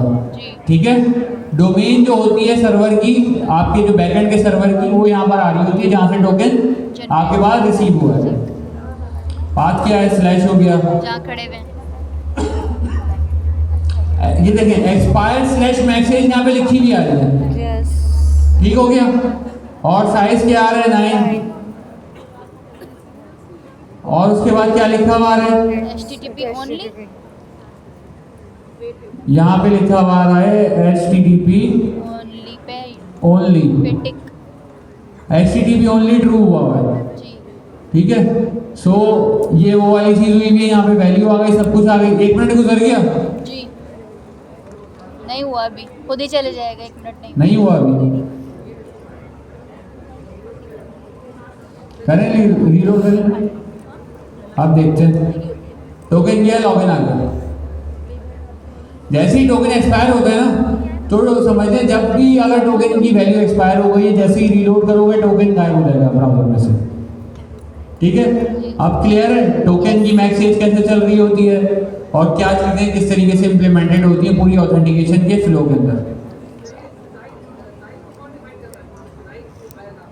हाँ साइज ये बाय डिफॉल्ट के ऊपर बहुत सारी वैल्यूज सेट हो रही होती है, जैसे यहाँ पे और भी वैल्यूज हैं। हम चाहें तो इन चीज़ों को भी सेट कर सकते हैं, लेकिन हम लोग कर नहीं रहे होते, हम लोग सिर्फ वो ही वैल्यू सेट करते हैं जो हमें नीडेड हैं। एक मिसाल है, ये साइज जो है ये टोकन का साइज है कि टोकन की लिमिट क्या होगी, ठीक है। एक मिसाल है कि टोकन का साइज मैं चाह रहा हूँ कि भाई 100 कैरेक्टर्स का भी हो सकता है। सो इसके साथ भी प्ले अराउंड करें और दूसरी जितनी भी वैल्यूज हैं हमारे पास, जैसे HTTP ओनली हो गई, उसके बाद क्या है सिक्योर्ड। ये सिक्योर वाला है, वो जो ट्रू फॉल्स हमने सेट किया था। उसके बाद क्या आ रहा है सेम साइड ट्रू फॉल्स कैसे आएगा। नेक्स्ट के केस में, हमारे वाले केस में ये ट्रू होना चाहिए। क्यों? क्योंकि हमारा जो फ्रंट एंड का सर्वर है और बैक एंड का सर्वर दोनों एक ही है, ठीक है। सो इस वजह से ये आना चाहिए, सेम डोमेन पे है, सॉरी।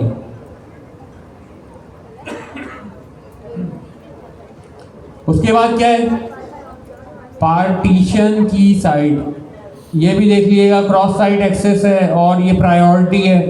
बहुत सारी चीज़ें होती हैं इसमें, लेकिन इन सारी चीज़ों को सेट करने की हमें नीड नहीं होती। हमें बस ये 3-4 जो मैक्सिमम हमने जो चीज़ें सेट की हैं, हम अगर ये सेट कर दें, हम अपने टोकन को प्रॉपरली सिक्योर कर सकते हैं और उसके अलावा फिर पूरे ऑथेंटिकेशन के फ्लो को रन कर सकते हैं। जी, अगर आप JWT के टोकन कभी बनाए हैं, पढ़े हैं, बनाए नहीं है, ABCD पढ़ते हो उसकी। JWT का जो टोकन होता है ना, उसका साइज सेम ही होता है हमेशा जब भी जनरेट करो, ठीक है जी।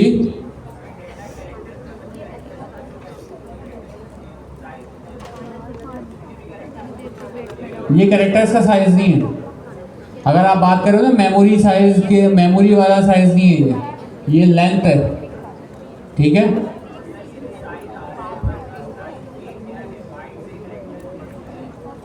ये सर्चिंग करें थोड़ी आप भी इस पर, सही है। अभी राइट नाउ मैंने डिफ़ॉल्ट पे सेटिंग किया, वहाँ पे साइज तो 9 आया है। ये आई थिंक ये वो है नंबर ऑफ कैरेक्टर्स हैं और नंबर ऑफ कैरेक्टर्स पे ही चल रहा होता है। मेमोरी साइज़ के ऊपर कोई भी चीज़ ब्राउज़र के ऊपर नहीं चलती, ठीक है। हम मेमोरी का साइज़ कहीं पे भी नहीं बताते ब्राउज़र में। हमने एक्सपायरेशन टाइम भी कैसे बताया, सेकेंड्स में बताया। हमने ये नहीं बताया क्लॉक आवर में 1 घंटे के अंदर एक्सपायर कर दो, सेकेंड्स में सारी चीज़ें बताई। इसलिए किस चीज़ में चल रही है, जो भी चीज़ हम डिफाइन कर रहे हैं ना, उसका जो most smallest fraction of unit है, उसके अंदर हर चीज़ की लिमिट डिफाइन हो रही होती है। टाइम की कैसे हो रही थी, सेकंड में हो रही थी ब्राउज़र में। JWT में हम मिली सेकंड में कर रहे होते हैं और छोटे फ्रैक्शन में करते हैं। सो आई थिंक ये वही है हमारे पास, नंबर ऑफ कैरेक्टर्स ही हैं। बाकी अगर डिफरेंट हो तो बताइएगा। की और वैल्यू दोनों के नंबर जी, की और वैल्यू दोनों के नंबर। नहीं वैल्यू के। तो वैल्यू तो हमारे पास 4 लेटर्स हैं। कौन से? ट्रू। हमारे पास तो 4 हैं, लेकिन मैक्सिमम कितने हो सकते हैं, 11। ठीक है। सो ये हमारा पूरा होल प्रोसेस था ऑथेंटिकेशन का, और ये पूरा का पूरा हमारे पास लॉगिन के ऊपर चल रहा होता है। अच्छा, इसके अंदर भी एक चीज़ और भी होती है, एक्सेस टोकन भी होता है, और दूसरा क्या होता है हमारे पास, रिफ्रेश टोकन। ये क्या वाला है रिफ्रेश टोकन, क्या करता है? थोड़ी सी डिस्कशन कर देता हूँ इसके ऊपर, 1-2 मिनट डिस्कशन कर लेते हैं। बाकी ये है कि आप लोग फिर इसके ऊपर देखिएगा, जब आप JWT इम्प्लीमेंट कर लोगे, रिफ्रेश टोकन आप लोगों के लिए कोई मसला नहीं है। क्या होता है रिफ्रेश टोकन, कोई बता सकता है? टोकन को रिफ्रेश करता है, थोड़ी सी ज़्यादा क्या होती है?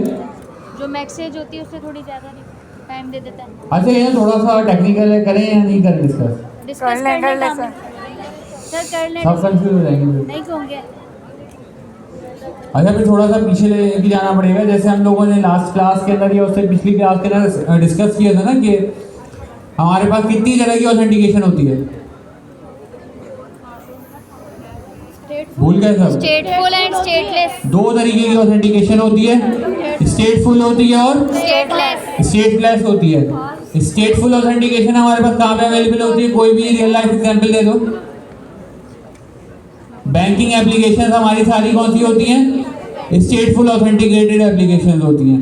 15 मिनट के बाद सेशन जो है आपका एक्सपायर, भले से आप यूज ही यूज ना कर रहे हो। क्लियर है? ऐसे ही चल रहा होता है सर। बैंकिंग स्टेटफुल होती है जी। क्या हो रहा होता है, वो बार बार जाता है ब्राउजर में चेक करता है, वो डेटाबेस में चेक करता है यूज़र है कि नहीं है, हर ट्रांजैक्शन में चेक करेगा यूज़र अभी है कि नहीं है। आपने उससे बैलेंस भी मांगा ना, तो वो पहले देखेगा कि ये यूज़र डेटाबेस में है कि नहीं, फिर जाके आपका बैलेंस आपको शो कराएगा। मीज़ान बैंक की ऐप पे होता है ना शो बैलेंस, वहाँ पर भी क्लिक करेंगे तब भी जाके पहले चेक करेगा कि भाई फाद भाई डेटाबेस में है कि नहीं। और हर स्टेप के ऊपर वो डेटा चेक कर रहा होता है। डेटाबेस के अंदर आपको चेक कर रहा होगा कि भाई ये डेटाबेस में यूज़र मेरे पास मौजूद है कि नहीं है।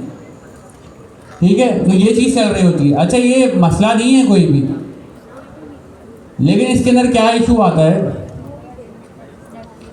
इसका एक थोड़ा सा एक इन्होंने क्या हुआ कि भाई ये जो ना टाइम बहुत लग रहा है, डेटाबेस में जा रहा है आ रहा है, जा रहा है आ रहा है, जा रहा है आ रहा है, बार बार, ये एक मसला है। एप्लीकेशन स्लो हो रही है, देखा होगा बैंकिंग एप्लीकेशन के अंदर बड़ा मसला होता है। सो दूसरी चीज़ क्या अगर की इन लोगों ने हमने जैसे लास्ट क्लास में हमने बात की थी, इन मेमोरी डेटाबेसेस यूज़ करने शुरू किए कि फास्टर रिट्रीवल के लिए। नॉर्मल डेटाबेसेस हार्ड ड्राइव पे होते हैं, इन्होंने क्या किया, रैम वाले डेटाबेसेस यूज़ किए जो रैम पे चल सके। उसके अंदर एक डेटाबेस का नाम होता है कॉल्ड रेडिस, REDIS। सो उसके अंदर क्या करते थे, जैसे ही सर्वर अप होता था ना, तो सारे के सारे यूजर्स को लाकर रेडिस में डंप कर दिए। अब क्या हो रही है, कम्युनिकेशन किससे हो रही है? रेडिस से। बार बार रेडिस से कम्युनिकेशन हो रही, थोड़ी सी फास्टर हो गई। अब क्या मसला आ गया, अब कॉस्ट बढ़ गई, क्योंकि रेडिस जो है इन मेमोरी डेटाबेस है, रैम पे चलता है, तो इसलिए एक्सपेंसिव है। रैम ज़्यादा एक्सपेंसिव होती है या हार्ड ड्राइव? रैम ज़्यादा एक्सपेंसिव होती है ना, इस वजह से वो एक्सपेंसिव पड़ता है। ठीक है, राइट नाउ जो हमारी बैंकिंग की एप्लीकेशन है ना, वो ये वाला सिस्टम यूज कर रही है कि हर कॉल के ऊपर रेडिस से पूछती हैं भाई बताओ ये डेटाबेस में है कि नहीं है। हर कॉल के ऊपर पूछती हैं, बार बार पूछती रहती हैं, अपना काम करती रहती हैं। लेकिन नॉर्मल एप्लीकेशन के अंदर हमें इतनी चीज़ें करने की नीड नहीं है।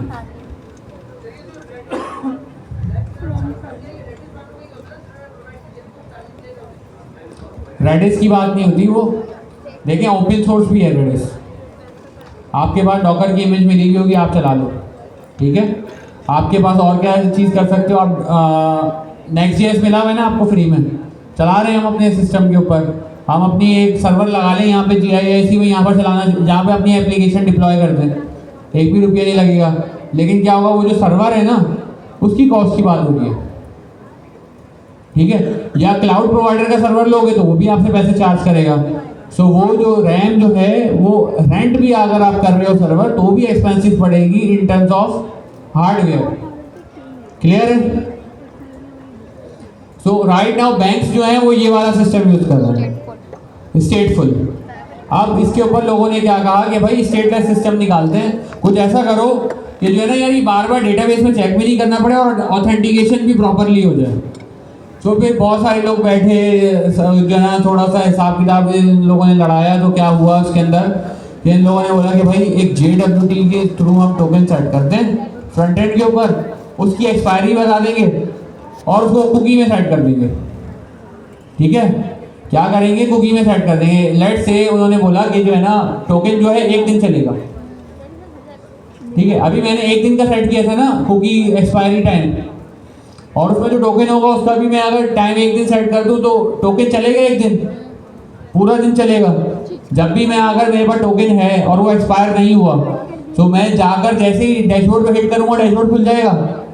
अब मुझे इस चीज़ का जवाब दें, अगर यूज़र जो है वो डेटाबेस में से डिलीट कर दिया जाए तो क्या होगा? तो चलेगा ही नहीं। टोकन तो सर्वर से आता है ना। नहीं, टोकन तो है ना हमारे पास, और टोकन वैलिड है। टोकन ना एक्सपायर हुआ है, ना कुकी एक्सपायर हुई है। और यूज़र तो ऑथेंटिकेटेड होना चाहिए। बताएं अब, ये जो है ना, ये थोड़ी सी ड्रॉबैक है किस साइड पे, JWT वाली साइड पे, स्टेटलेस वाली साइड पे, कि यूज़र लॉग्ड इन रहेगा एक दिन, या आपने जितना उसका एक्सपायरी टाइम दिया है ना टोकन का, उतने टाइम तक यूज़र लॉग्ड इन रहेगा, अनटिल अनलेस कि वो जाके खुद से लॉग आउट कर दे, ठीक है, लेकिन वो लॉग्ड इन रहेगा। अब इसके ऊपर बहुत सारे लोग क्या करते हैं कि जो है ना, हर कॉल के ऊपर ना डेटाबेस में चेक कर लेते हैं, लेकिन अकल के नाखून अगर कोई ले तो वही वाली हरकत कर दी कि जिस चीज़ से बच रहे थे उसके अंदर एक और चीज़ ऐड कर दी, JWT। डेटाबेस की कॉल से तो बच रहे थे कि बार बार डेटाबेस कॉल ना करना पड़े, यही चीज़ है। सो अब क्या हुआ कि बार बार JWT भी बन रहा है और जो है ना डेटाबेस भी कॉल हो रहा है। सो ये कोई सही अप्रोच नहीं है, ये जो भी लोग यूज़ करते हैं ये बेवकूफ़ी कर रहे हैं। ये JWT का जो मसरफ है ना, उसी को ही तबाह कर दिया उन्होंने, समझ। सो हम क्या करते हैं, हमारा नॉर्मल एक्सेस टोकन होता है ना, जो ये ऑथेंटिकेशन के लिए हम यूज़ करते हैं, हम क्या करते हैं इसको, इसका जो एक्सेस टोकन की जो वैलिडिटी होती है इसको बहुत कम रखते हैं। मैक्स टू मैक्स जो रखेंगे ना 15 मिनट, 10 मिनट, 5 मिनट, ठीक है, 5 मिनट रखेंगे कि कम से कम टाइम तक यूज़र लॉग इन रहे, बस। क्लियर है? सो क्या होगा हमारे पास, अगर 5 मिनट है एक्सेस टाइम, एक्सेस टोकन, तो 5 मिनट के बाद क्या होगा मेरे पास, हमारे पास लॉगिन की स्क्रीन नजर आ जाएगी, लेकिन यूज़र फिर परेशान हो जाएगा, ये क्या आप कर दिए यार, 5-5 मिनट में लॉग आउट हो रहा हूँ मैं। यहाँ पे लिंक्डइन के ऊपर वो बैठा हुआ पोस्ट लिख रहा था, thrilled to announce that I have successfully completed the quarter 2, तस्वीर अटैच कर रहा था, वो हो गया सेशन एक्सपायर। अब उसने सेव भी नहीं किया था, अब वो अलग जल भुन के बैठा हुआ है, दोबारा लिखने की मेहनत। अब दोबारा लिखनी है पोस्ट, वैसे छापनी है वहाँ से ChatGPT से, लेकिन काम है ना वो भी। सर छपी छपाई को भी तो मेकओवर करना पड़ता है, सेट करना पड़ता है ना थोड़ा सा। हाँ जी सर, लगे कि हमने लिखी है। टीचर्स के नाम खैर अब क्या करें कि वो बंदा राजी हो जाए हमारे से।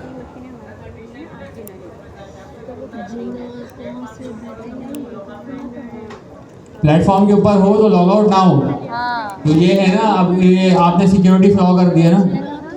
इंजीनियर की तरह सोचो, यूज़र से फर्क नहीं पड़ता, हमें सिक्योरिटी देखनी है। एक मिसाल है, जब तक चोर अंदर है तो दरवाजे लॉक नहीं करो, ये वाली बात कर रहे हो आप, ठीक है। हमें क्या करना है, जब तक टोकन नहीं है बस साइन आउट, लेकिन हमें उसको क्या करना है, ये यूज़र का एक्सपीरियंस ख़राब नहीं हो, तो हम क्या करेंगे, हम 2 टोकन भेजेंगे फ्रंट एंड पे कुकीज़ के अंदर, एक एक्सेस टोकन होगा, एक रिफ्रेश टोकन होगा। एक्सेस टोकन क्या करते हैं और रिफ्रेश टोकन क्या करता है, इन दोनों का फर्क बता देता हूँ। एक्सेस टोकन से हम ये वाली चीज़ हैंडल कर रहे होते हैं, रिफ्रेश टोकन से हम क्या करते हैं, जैसे ही हम जाकर चेक करते हैं ना कि भाई टोकन एक्सपायर हो गया, कुकीज़ में हम गए कि भाई कुकी वैलिड थी लेकिन टोकन एक्सपायर है, तो हम क्या करते हैं, फ़ौरन के फ़ौरन जैसे ही हमारे टोकन एक्सपायरी का एरर आया हमारे पास, हम रिफ्रेश टोकन उठाते हैं। और एक और अलग से हमारे पास एक API होती है, वो क्या करती है, रिफ्रेश टोकन लेती है और रिफ्रेश टोकन से हमें एक्सेस टोकन दोबारा बना के देती है, ठीक है। वो लॉगिन की API नहीं होती, वो टोकन रिफ्रेश करने की API होती है। और उस API के अंदर ना हमने चेक किया होता है कि क्या यूज़र डेटाबेस में है, उस वक्त हम चेक करते हैं सिर्फ एक जगह पे, रिफ्रेश टोकन के टाइम पे, जब टोकन रिफ्रेश होता है जब भी चेक करते हैं, उसके अलावा कहीं पे भी चेक नहीं करते। तो अगर 15 अभी मैंने अगर डेटाबेस के अंदर से डेटा यूज़र को डिलीट किया और अगर उसका वैलिडिटी टाइम 5 मिनट है एक्सेस टोकन का, जैसे ही वो एक्सपायर होगा और टोकन रिफ्रेश होने के लिए जाएगा, यूज़र उसको मिलेगा ही डेटाबेस में और वो एरर दे दे के रिटर्न कर देगा लॉगिन पेज के ऊपर, ठीक है, कि आप दोबारा से लॉगिन कर लो। लॉगिन उसका जो होगा सेशन वो ख़त्म हो जाएगा।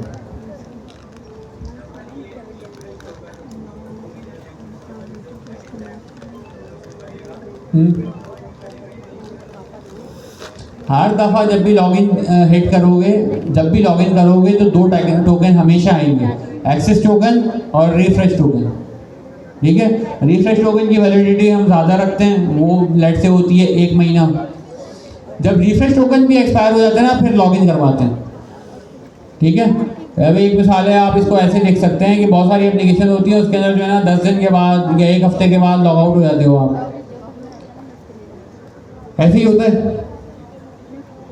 वो क्या हो रहा होता है, वो आप 5-5 मिनट पे ना रिफ्रेश टोकन से टोकन रिफ्रेश करता रहता है। एपीआई कॉल करता है, रिफ्रेश टोकन लेता है, उसके अंदर बॉडी में भेजता है रिफ्रेश टोकन को, और टोकन को रिफ्रेश कर रहा होता है बार बार। लेकिन रिफ्रेश टोकन की भी वैलिडिटी चेक हो रही होती है कि भाई ये तो एक्सपायर नहीं हो गया, क्योंकि दोनों at the end of the day JWT token है। नाम दिया हुआ एक को एक्सेस, एक को रिफ्रेश, लेकिन है दोनों फितरी तौर पे JWT टोकन। सो अगर रिफ्रेश टोकन एक्सपायर होगा तो क्या होगा, हम उसको यूज़र को लॉगिन पे रिडायरेक्ट कर देंगे, भाई अब आप लॉगिन कर लें, और लॉगिन करके दोबारा से हम अपने पास एक्सेस टोकन और रिफ्रेश टोकन मंगवा लें। तो वो जो रिफ्रेश टोकन का जो पर्पस है ना, वो पर्पस सिंपल सा यही है कि अगर डेटाबेस में से यूज़र डिलीट कर दिया जाए तो कम से कम टाइम तक वो UI के ऊपर हो, उससे ज़्यादा ना। क्लियर है? नहीं हुआ क्लियर? ये चीज़ जो है ना, रिफ्रेश टोकन वाली जो डिस्कशन थी हमारे स्कोप से बाहर थी। सो इसको जाके थोड़ा सा रिसर्च करें इसके ऊपर।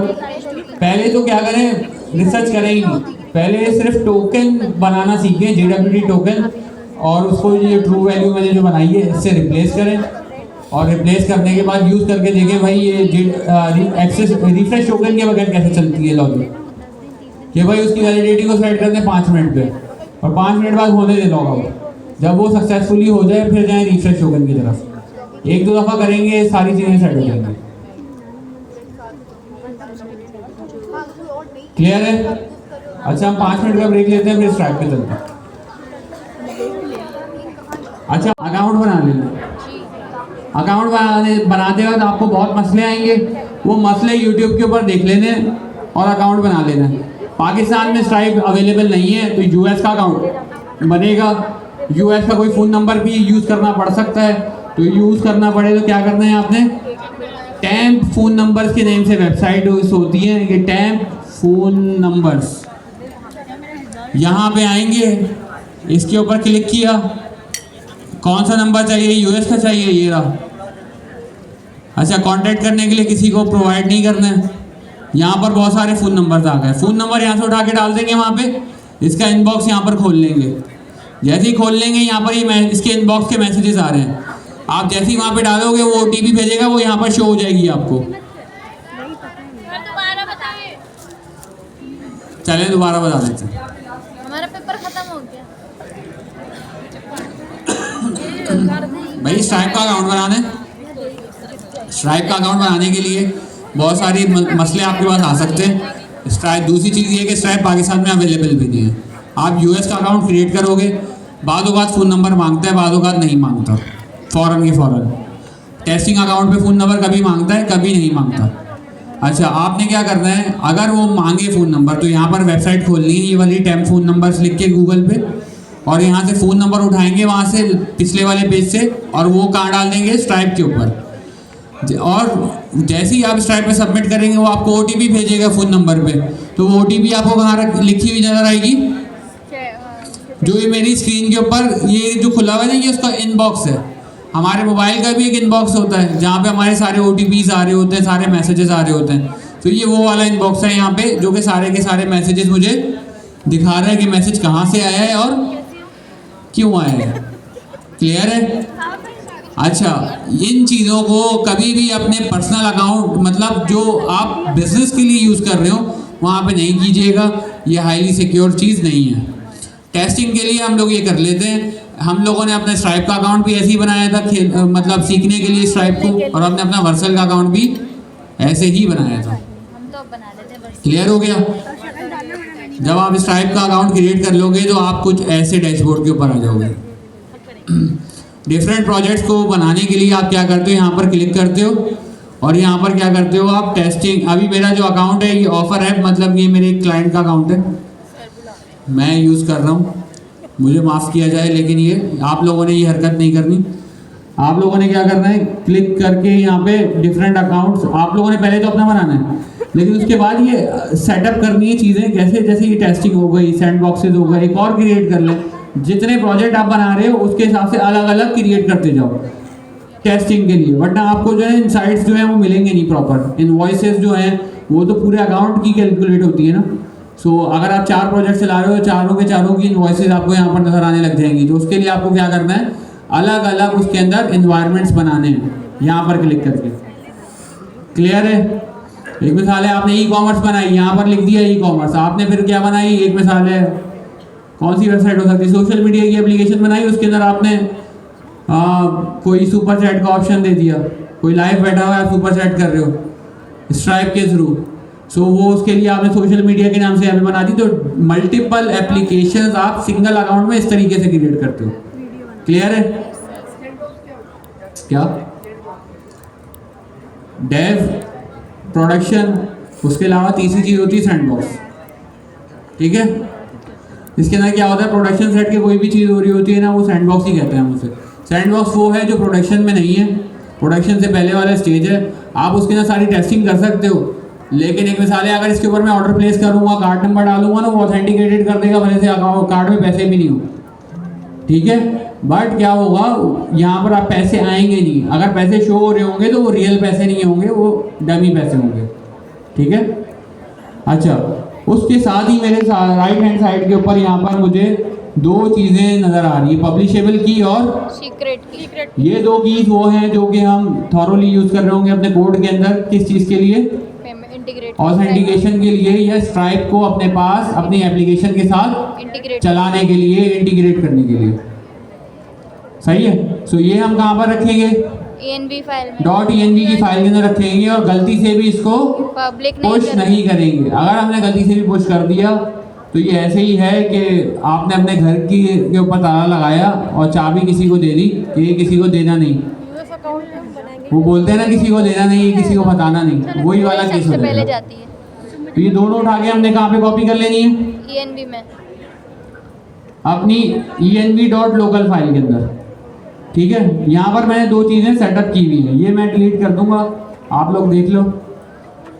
उसके अंदर क्या है, सबसे पहले स्ट्राइप की सीक्रेट की आ गई, और नेक्स्ट पब्लिक, स्ट्राइप पब्लिक की, और उसके बाद नेक्स्ट साइट URL। इसका मैं बताऊंगा कि ये मैंने क्यों यहाँ पे रखा हुआ है। बाकी ये बता सकते हैं, सीक्रेट की के साथ नेक्स्ट पब्लिक नहीं लिखा हुआ और पब्लिक की के साथ लिखा हुआ है, क्योंकि उसको ब्राउजर में भी नहीं दिखानी हमने। यार ये जवाब आप लोग हमेशा गलत देते हो। ब्राउजर में ही दिखाना होता, ब्राउजर में ही दिखाना होता, ये क्या मतलब है? क्लाइंट पर नहीं दिखानी। क्लाइंट में ही दिखाना होता, मतलब क्या? मतलब नजर नहीं आएगा लेकिन चल जाएगा, ये कहना चाह रहे हो? ऐसे ही कुछ है। नेक्स्ट जेएस में अब बता देता हूँ कि नेक्स्ट पब्लिक की जो प्रीफिक्स है, जो आपके वेरिएबल के साथ लगी हुई है, ये कब यूज़ की जाती है और कब नहीं यूज़ की जाती है? जब आपकी कोई ऐसी की हो जो आप चाहते हो गलती से भी क्लाइंट साइड के ऊपर यूज़ ना हो जाए। तो हमने और क्या, ठीक है? तो आप क्या करते हो, उसके साथ नेक्स्ट पब्लिक की प्रीफिक्स नहीं लगाते। सो अगर वो क्लाइंट साइड में उसको गेट भी करोगे ना, तो वहाँ से अनडिफाइंड मिलेगा उसको वैल्यू, भले से वो सेट हुई हो। एक मिसाल है, अगर मैं ये स्ट्राइप सीक्रेट की को क्लाइंट साइड में गेट करूँ ना इसी नेम से, अनडिफाइंड आएगा वहाँ पे। सो ये वाला इशू, ये वाली चीज़ होती है जिसके थ्रू हम इस चीज़ को मेक श्योर करते हैं गलती से भी हमारा जो वेरिएबल है वो क्लाइंट साइड पे एक्सपोज ना हो। ठीक है? नेक्स्ट पब्लिक लगाया हुआ है, इसके साथ क्या लग रहा है, क्या समझ में आ रहा है? ये है, बनाया ही मैंने क्लाइंट साइड के लिए। ठीक है? ये वाले वेरिएबल का मैं बताता हूँ मैंने क्यों बनाया।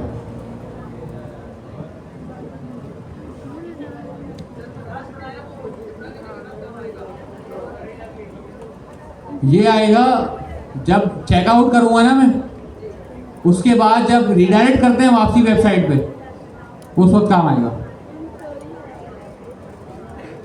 ठीक है? अच्छा जी, मैंने अपनी एप्लीकेशन में ना कुछ थोड़ी सी चीज़ें की हैं। एक मिसाल है, जब हम ये एप्लीकेशन की पेमेंट का फ्लो बनाते हैं, जब आप पेमेंट करते हो तो 2 केसेस हो सकते हैं, या तो रिजॉल्व हो जाएगी, सक्सेसफुली पेमेंट हो जाएगी, तो क्या लिखना चाहिए आपको, थैंक यू फॉर शॉपिंग, इस टाइप की सक्सेस पेज आपको नज़र आना चाहिए। जब आपके पास पेमेंट आपकी फेल हो जाए तो आपको कोई एरर शो होना चाहिए कि भाई ये पेमेंट आपकी नहीं हुई सक्सेसफुली डन, तो आपको एरर का पेज नज़र आना चाहिए। तो मैंने यहाँ पे क्या किया, मैंने कैंसिल के नेम से एरर का पेज बनाया हुआ है और सक्सेस के नेम से सक्सेस का पेज बनाया हुआ है। इसके अलावा कुछ भी नहीं है, टेक्स्ट लिखा हुआ है, दिखा देता हूँ। देख रहे, payment successful, thank you for your purchase. उसके बाद मैंने क्या किया हुआ है, सबसे पहले चलते हैं page.tss में। मैंने क्या किया हुआ है, क्या करूँ? मैंने यहाँ पे क्या किया है, एक प्रोडक्ट्स की एरे बनाई हुई है। ये कौन सी एरे है? जो कि मेरे पास एपीआई से प्रोडक्ट्स आ रहे हैं ना। अच्छा ये समझे, ये जो प्रोडक्ट्स हैं, ये समझ लीजिए ये कार्ट के अंदर रखे हुए हैं, ठीक है। ये जो प्रोडक्ट्स हैं ये एक कार्ट के अंदर रखे हुए हैं। मैंने क्या किया है, सिंपल सा, इस पेज के ऊपर भी कुछ नहीं किया मैंने क्या किया है, चेकआउट बटन के नेम से एक कंपोनेंट बनाया है। कार्ट के ऊपर होता है ना आपके पास चेकआउट का बटन। आप जब ई कॉमर्स के अंदर शॉपिंग कार्ट बनाते हैं, वहाँ पे आपकी पूरी डिटेल आ रही होती है, कौन सा प्रोडक्ट है, क्वांटिटी कितनी है, और लिस्ट ऑफ प्रोडक्ट्स आ रहे होते हैं, साइड में उसका टोटल आ रहा होता है, नीचे लिखा हुआ होता है भाई कितना टैक्स हुआ है इसका, जो भी है। एंड में बटन आ रहा होता है चेकआउट, जिस पे आप क्लिक करते हो और चेकआउट पेज पे जाते हो, पेमेंट के पेज पे जाते हो। समझ लें ये वो पेज, ये वो बटन है। इसको मैंने सिमुलेट करने की कोशिश की है कि भाई कोड को इस तरीके से रखें कि भाई जब चेकआउट पे क्लिक हो ना तो सब कुछ चले और उसके अंदर डेटा भी आ जाए। क्लियर है?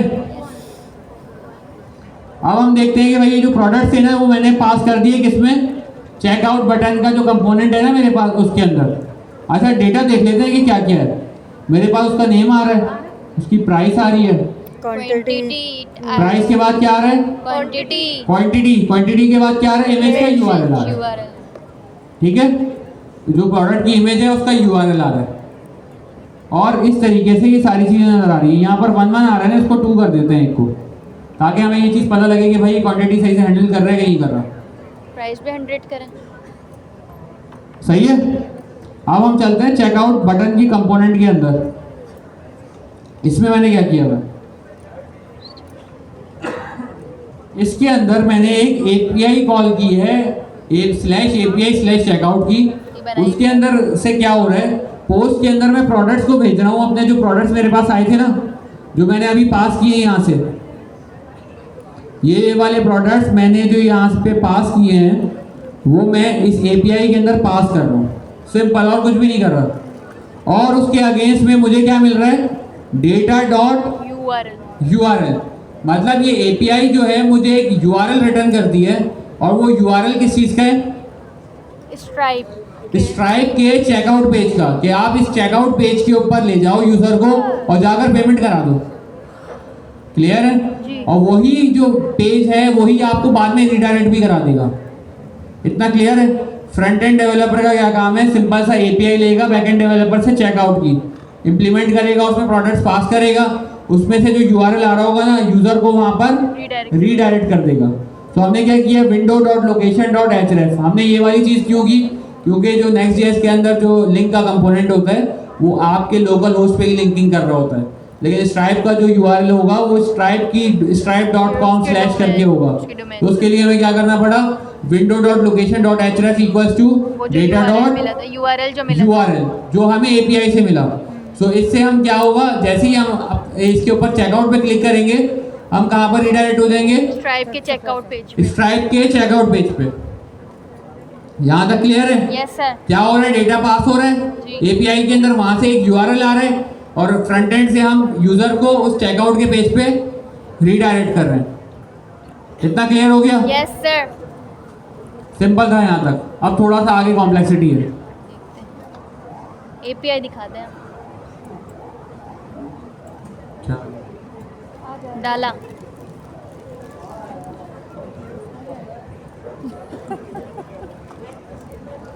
अच्छा भाई, ये एपीआई है हमारी। इसके अंदर हमने क्या किया, सबसे पहले स्ट्राइप इंपोर्ट किया और इस स्ट्राइप को इंस्टॉल भी किया, npm install स्ट्राइप। क्लियर है? और उसके बाद हमने क्या किया, एक पोस्ट का राउट हैंडलर बनाया हुआ है, सिंपल। उसके अंदर हमारे पास क्या है, बॉडी में हमने प्रोडक्ट्स पास किए थे। अभी यहाँ पर हमने जो प्रोडक्ट्स पास किए थे, ये हमें यहाँ पे रिसीव कर लिए हमने, और हमने चेक कर लिया कि भाई क्या प्रोडक्ट्स अवेलेबल हैं और वो एरे और क्या वो एरे है।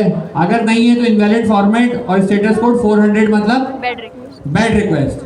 डेटा ही गलत भेजा है आपने, एपीआई चल ही नहीं सकती।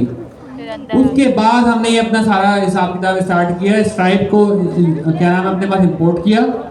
इंपोर्ट करने के बाद हमने क्या किया, Stripe await Stripe dot checkout dot session dot create, वो जो यूआरएल मेरे पास आ रहा है ना फ्रंट एंड के ऊपर, वो स्ट्राइप के सेशन का यूआरएल है जो कि हमने यहाँ पर क्रिएट किया। कैसे, वो जो यूआरएल है ना बेसिकली, अब ये जो पूरी जो लॉजिक लिखी हुई है यहाँ पे सेशन के अंदर, ये पूरी लॉजिक जो लाइन नंबर 20 से लाइन नंबर 36 तक लिखी हुई है, ये पूरी लॉजिक हमें वो यूआरएल जनरेट करके दे दी है।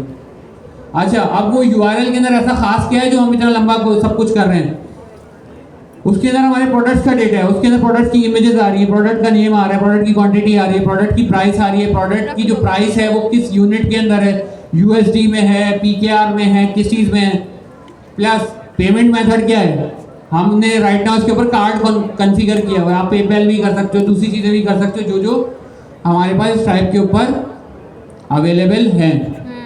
क्लियर है? Yes sir. और राइट नाउ हम क्या कर रहे हैं, सेशन क्रिएट कर रहे हैं। हमारे पास स्ट्राइप के अंदर मल्टीपल तरीके के पेमेंट मेथड्स होते हैं, जैसे सब्सक्रिप्शन होती हैं। सब्सक्रिप्शन कैसे होती है, हर एक महीने की सब्सक्रिप्शन है तो एक महीने के बाद दोबारा स्ट्राइप पैसे काट लेगा आपके कार्ड से, ठीक है, वो स्केड्यूल हो जाती है ट्रांजेक्शन्स। तो हम वो नहीं देख रहे, हम अभी चेकआउट वाला देख रहे हैं। तो चेकआउट के लिए हमने क्या किया, Stripe dot checkout dot sessions dot create, और पेमेंट मेथड टाइप में हमने क्या बताया, कार्ड बता दिया। मोड क्या बताया हमने इसको, पेमेंट कर पेमेंट। पेमेंट का मतलब क्या है, राइट नाउ हो जाएगी। सब्सक्रिप्शन के अंदर डिफरेंट होता है, ठीक है। अच्छा, ये जो सब्सक्रिप्शन आप बता रहे हैं वो इसकी जगह रिप्लेस भी कर सकते हैं, इसकी जगह कुछ रिप्लेस हो जाएगा, ठीक है। अब हमारे पास आ गई ये लाइन आइटम्स। ये क्या है, जो डेटा है पूरा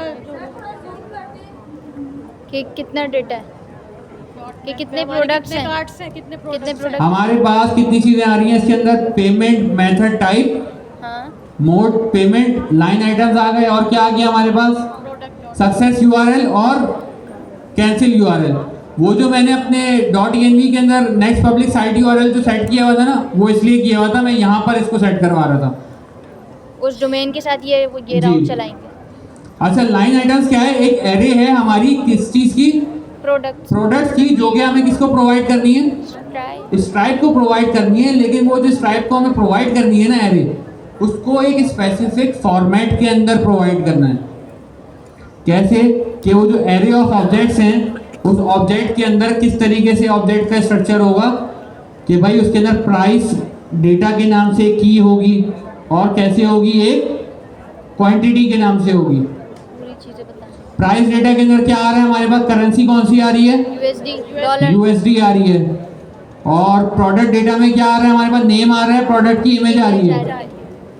और यूनिट अमाउंट के अंदर हमारे पास क्या आ रहा है, प्राइस मल्टीप्लाइड बाय 100। यहाँ पे जो यूनिट अमाउंट हम प्रोवाइड करते हैं ना, वो सेंट्स में करते हैं, कोई सी भी करेंसी हो। जो लीस्ट फ्रैक्शन होती है ना किसी भी करेंसी की, पाकिस्तान की रुपये का क्या है सबसे छोटा फ्रैक्शन, पैसा, और दुबई का जो दिरहम है उसकी क्या है, फिल्स हैं। इस तरीके से दुनिया की जितनी भी करेंसीज हैं उन सब के कोई ना कोई स्मॉलेस्ट फ्रैक्शन हैं।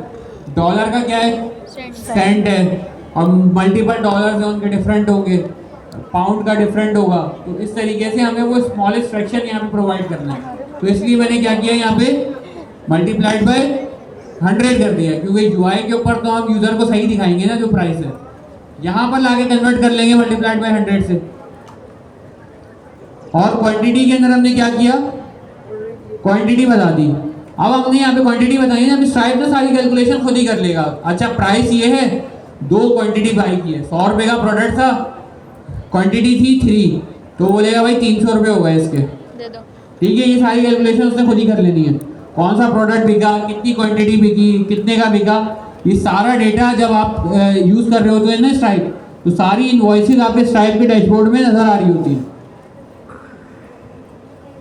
सही है। उसके बाद हमारे पास क्या हो रहा है, ये यूआरएल हमने क्या किया, यहाँ से रिटर्न कर दिया है। ये कौन सा यूआरएल है, जो कि फ्रंट एंड पे हम रिडायरेक्ट नहीं कर रहे थे अभी, जो फ्रंट एंड पे अभी हमने यूआरएल देखा था जिससे रिडायरेक्ट कर रहे थे, ये वही वाला यूआरएल है जो एपीआई में से रिटर्न हो रहा है, और फ्रंट एंड पे यहाँ पर चेक स्ट्राइप यूज हो रहा है।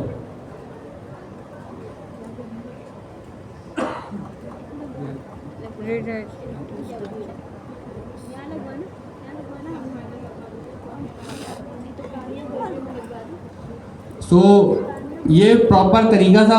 अच्छा, अगर डेटा डॉट यूआरएल नहीं आएगा तो क्या होगा एल्स पे? Alert payment failed, checkout error भी है। ठीक है। सो अब इसको रन करके देख लेते हैं।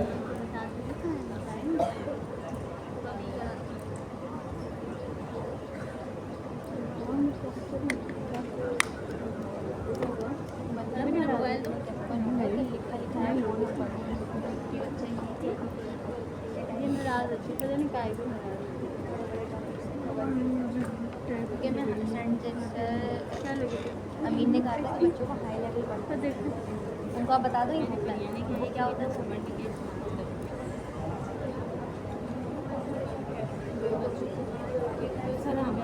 यार इसमें जितने भी कौन लिखते हैं, सारा कोड लिखा हुआ होता है। मैंने भाई ये कोड लिखा था, मैं यहाँ पर आपको समझा देता हूँ। हमेशा कोड लिखा हुआ होता है तो समझाया जाता है।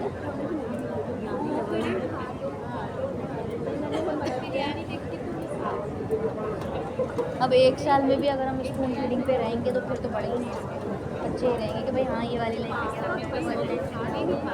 कुछ ऐसा होता है कि 4 लाइन नहीं भी आ रही उसका आगे बढ़ जाता है। कोई तो आ रहा है।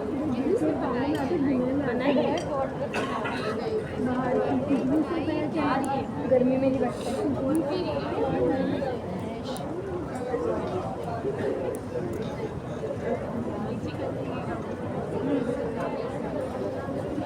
ठीक है। अच्छा जी, अब हमें क्या करना है, आप समझें कि आप ना एक कार्ट के पेज पे खड़े हो। अब शॉपिंग कार्ट के लिए मैं ऐसा तो कर नहीं सकता था कि मैं पूरी एक ई कॉमर्स की एप्लीकेशन बना के लेके आता आप लोगों के लिए, उसके अंदर प्रोडक्ट फैच करता, एक डेटाबेस लगाता या स्ट्राइप से डेटा सैनिटी से डेटा उठाता, फिर उसको कार्ट में डालता, कार्ट से फिर चेकआउट कॉल करता। तो मैंने एक थोड़ी सी अकल लड़ाई, मैंने बोला कि भाई कार्ट पे भी एक आपकी जो शॉपिंग कार्ट होती है उस पर एक चेकआउट का बटन होता है, वो बटन मैंने यहाँ लगा लिया। अब क्योंकि पेमेंट का जो फ्लो है वो यहीं से स्टार्ट होता है ना, और प्रोडक्ट्स मैंने आपको दिखा दिए कि प्रोडक्ट्स मैंने यहाँ पे भेज दिए, एपीआई में भेज हार्ड कोड कर दिए, समझ जो गए? कि मेरे पास समझ लें ये एपीआई से आए थे। ठीक है, ये जो शॉपिंग कार्ट के अंदर हमारे, सॉरी ये एपीआई से नहीं आए थे, ये शॉपिंग कार्ट वाले प्रोडक्ट्स हैं जो आप शॉपिंग कार्ट में डालते हैं ना। एक मिसाल ऐड टू कार्ट किया आपने, तो वो शॉपिंग कार्ट के अंदर आते हैं भाई इसकी क्वांटिटी ये है और इतनी दफ़ा इसकी इमेज ये है, ये सारी चीज़ें। सो अब हम जैसे ही इसके ऊपर चेकआउट में क्लिक करें तो होपफुली इसको हमें चेकआउट के पेज के ऊपर स्ट्राइप के लेके जाना चाहिए। चलें बिस्मिल्लाह। सो अभी राइट नाउ हम कहाँ पे हैं? अपने लोकल लोगों और 3000 पे क्लिक करते हैं, प्रोसेसिंग लिखा हुआ आया, आ गया। वाह, और जैसे ही स्केलेटन उसने दिखाया तो उसके बाद क्या किया, हमें एक स्ट्राइप के सेशन के पेज पे लेके आ गया। और इसके अंदर मुझे क्या नज़र आ रहा है, ये तो गेमिंग माउस बनानी पड़ी। $100 की प्राइस बनी है इसकी, और क्वांटिटी कितनी थी? UI बन गया। क्वांटिटी कितनी है, कहाँ पे लिखा हुआ है? तो नीचे लिखा हुआ। ये लिखा हुआ यस। हमने प्रोवाइड किया है इसको। सो इसने क्या बोला, $50 ईच, टोटल बना 100। मैकेनिकल कीबोर्ड क्वांटिटी 1 और $120 डायरेक्ट बोला, इसने ये बोला कि $50 ईच, क्योंकि क्वांटिटी 1 थी। और इमेजेस भी दिखा रहा है। ये इमेजेस कहाँ से आ रही हैं? वो जो हमने सेट करवाई थी, ये इमेज, यही वाली इमेजेस मैं खोल के दिखाता हूँ जो हमने उसको प्रोवाइड किए हैं। यही वाला माउस नजर आ रहा है वहाँ पे जी। तो स्ट्राइप के ऊपर हम बता रहे हैं वहाँ पे, ये हमारे ऊपर है कि हम इमेजेस दें या ना दें। ये हम अपने एंड के ऊपर सारी चीज़ें हैंडल कर सकते हैं। ठीक है। अच्छा, दूसरी एक और चीज़ कि राइट नाउ ये टेस्टिंग मोड के अंदर है, तो यहाँ पे क्या लिखा हुआ है? Testing mode. Test mode. लेकिन जब आपको क्लाइंट इंटीग्रेशन के लिए देगा तो वो आपको ओरिजिनल अकाउंट देगा, तो वहाँ पे टेस्टिंग नहीं लिखा हुआ होगा, और वहाँ पर आप प्रॉपर अपना ओरिजिनल अगर कार्ड नंबर डालेंगे तो ही वो वर्क करेगा, अदरवाइज वर्क नहीं करेगा। ठीक है। सो इसके बाद हम क्या करते हैं भाई, फॉर्म को फिल कर देते हैं चेकआउट के लिए। हम क्या करते हैं, भाई हमने डाल दिया यहाँ पे राव फहद, अपनी मैंने पूरी ईमेल डाल दी। आप कार्ड इन्फॉर्मेशन, अब इसके अंदर क्या होता है कि भाई अब मैं अपना ओरिजिनल कार्ड तो नहीं लगाऊंगा ना, लगाते हैं बटन पे ठीक है। क्लिक नहीं कीजिएगा। कैश किया हुआ इसने नहीं, ये स्ट्राइप का मतलब अच्छा ये होता क्या है, स्ट्राइप के सेशन के ऊपर सेव हुआ है। मैंने किसी और वेबसाइट पे ओरिजिनल भी यूज़ किया है कार्ड, यहाँ पर दिखा रहे हैं। सो हम क्या करेंगे, स्ट्राइप के ऊपर टेस्ट मोड के ऊपर जब आप कार्ड के अंदर 424242 डालते हैं तो वो एक्सेप्ट कर लेता है, 4242 ठीक है। सो ये डमी है, ये टेस्ट भी चलेगा, इसको प्रोडक्शन वेबसाइट के ऊपर यूज़ करने की ज़रूरत नहीं है। वहाँ पे 4242 वहाँ लगा के पर देखेंगे। आपके पास कैंसिल ही होगा, एरर ही आएगा।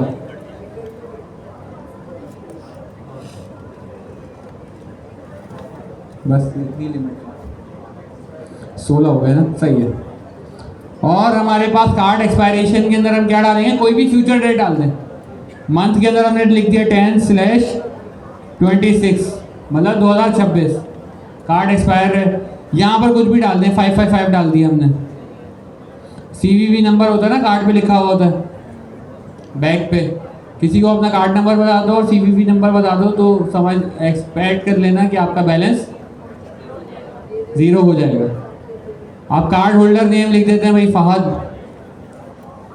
और हम क्या करते हैं पे क्लिक करते हैं। कर दें। अच्छा थोड़ा सा बिहेवियर देखिएगा, पे क्लिक करने पे क्या होगा। डिटेल से नो थैंक्स सेव नहीं कर रहा मैं, क्या किया उसने, पेमेंट सक्सेसफुल रीडायरेक्ट कर दिया कहाँ पर, लोकल होस्ट 3000/ सक्सेस पे।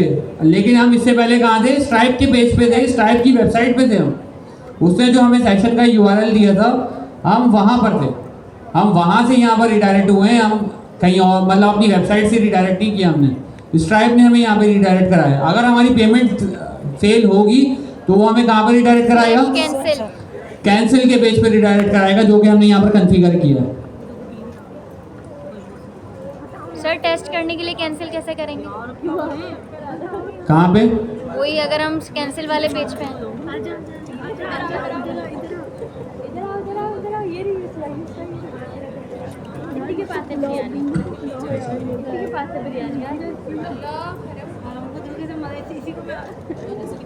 ये जो है इसका जो हरा के बाद इन्होंने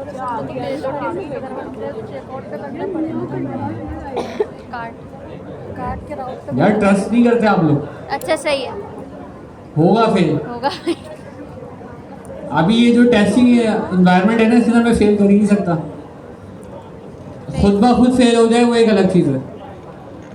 हो गया सर, फेल हो गया, देख लिया हमने। भरोसा करो यार। यस। अच्छा, फेल होने के ना कॉजेज होते हैं। पहली चीज़ ये है कि आपके अकाउंट में पैसे ही ना हो। हाँ, आपके अकाउंट में पैसे ना हो, आपने स्ट्राइप से चेकआउट तो कर लिया, लेकिन जब आपकी पेमेंट डिडक्शन की बारी आई ना तो पेमेंट ही नहीं है, तो यहाँ पे इस सिनेरियो में फेल हो जाएगा। ठीक है, अभी हमारे पास क्या है, डमी कार्ड है, तो डमी कार्ड के ऊपर तो पेमेंट हो या ना हो, अभी वो टेस्ट मोड पे वो चला देगा। दूसरा ये होता है कि आप कार्ड नंबर गलत डाल दें, CVV नंबर गलत डाल दें, आपकी एक्सपायरेशन डेट गलत डाल दें, तो ये तमाम चीज़ अगर आप गलत एंटर कर देंगे ना तो यहाँ पर आके ना क्या होगा कि आपके वो पेमेंट फेल हो जाएगी। तो ये कुछ सिनेरियोज होते हैं। इसके अलावा ये होता है कि कभी कभार आप क्वांटिटी गलत प्रोवाइड करते हैं, तो इस ट्रायल के ऊपर ये तमाम चीज़ें होती हैं पेमेंट फेल होने की, अदरवाइज और कोई ऐसा तरीका नहीं होता। टेस्ट मोड के ऊपर अभी हम पेमेंट फेल करके दिखा नहीं सकते, क्योंकि वो तो लाजमी ही पास करेगा, पेमेंट को सक्सेस पे लेके जाएगा।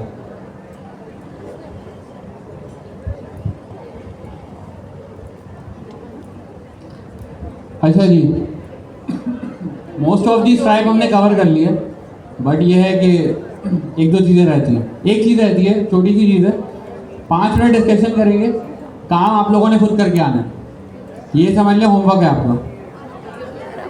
सही है, होमवर्क के नाम पे क्या हो जाता है, बोल रहे हैं आपने कहा ना कि आना है, तो कह रहे हैं कि लास्ट क्लास से नहीं आना।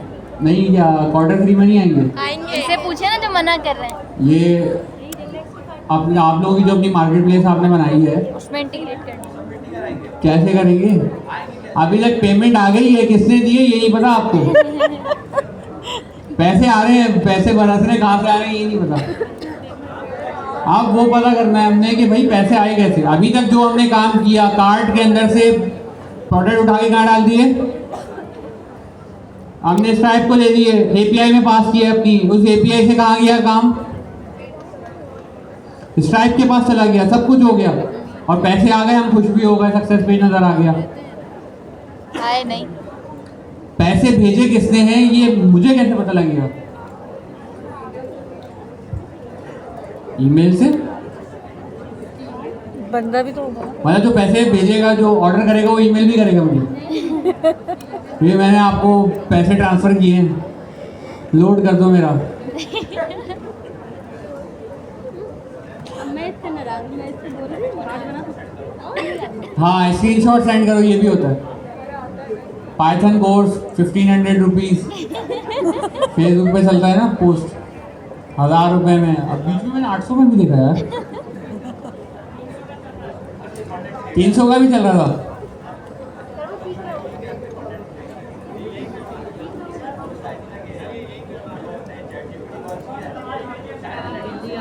हम बनाएंगे, पाकिस्तान सिखाना है, पाकिस्तान सिखाना है। हम कोर्स बनाएंगे इसका। सर ज़िया ने लास्ट क्लास में बोला था कि हम उसकी बेसिस पे एप्लीकेशंस बनाएंगे, उसको यूज़ करते हुए। अभी जो राइट नाउ हमारी रिसोर्सेज हैं, हम लोग इतने बड़े मॉडल्स नहीं बना सकते क्योंकि हमारे पास इतने पैसे नहीं हैं। बिलियंस ऑफ डॉलर्स खर्च होते हैं एक मॉडल बनाने पे। सो वो जो बंदा है ना, वो जो बैठा हुआ है, बोला चाइनीज़ बंदा जो बैठा हुआ है, उसकी तस्वीरें चल रही हैं आजकल बहुत, पीछे उसके बहुत बड़े बड़े इन्वेस्टर्स बैठे हुए हैं जिसने ये डीपसीक बनाया है उसके पीछे, ठीक है। सो ये चीज़ें हम एप्लीकेशन बना के कमाएंगे, फिर बाद में देखेंगे अगर किसी इन्वेस्टर का दिमाग बन गया तो कोई ना कोई कर ही देगा, ऐसा नहीं है। सो राइट नाउ अभी तक हमने पेमेंट रिसीव कर ली, लेकिन अभी तक हमें ये नहीं पता लगा हमें पेमेंट किसने दी, ऐसे ही है। सो स्ट्राइप हमें क्या करता है, हमें एक फंक्शनलिटी प्रोवाइड करता है वेब हुक की। वेब हुक क्या होता है, किसी को पता है?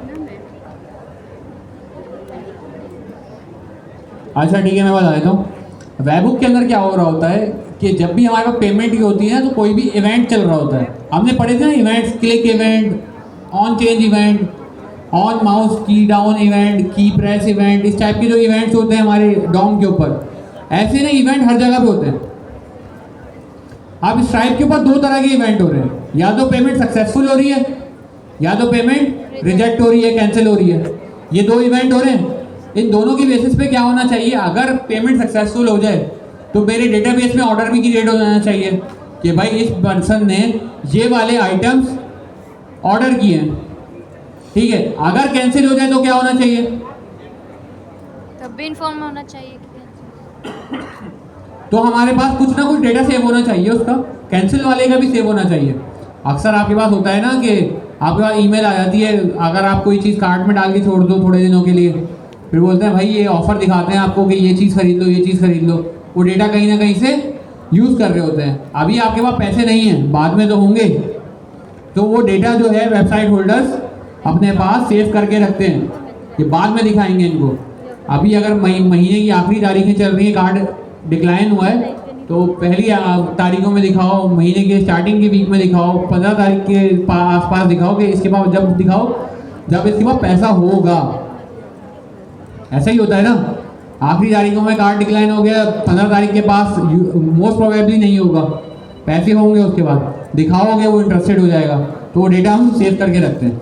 बट ये जो डेटा होता है ना हमारे पास कहाँ से आता है, अभी ये सारा का सारा डेटा आप लोगों ने देखा, मैंने स्ट्राइप को प्रोवाइड किया था, अपना कार्ड नंबर भी दिया, अपनी ईमेल भी दी, और अपने सारे के सारे प्रोडक्ट, यूज़र ने कार्ड नंबर और ईमेल दिया, सारा डेटा दिया, और मैंने प्रोडक्ट सारे दे दिए स्ट्राइप को। तो स्ट्राइप के पास सारा डेटा है।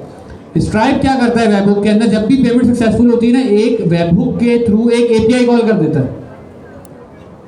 वो एपीआई कौन देता है, वो एपीआई हम बना के देते हैं स्ट्राइप को, कि जैसे ही हम आएंगे ना यहाँ पे वेबहुक पे, क्या बोलते हैं,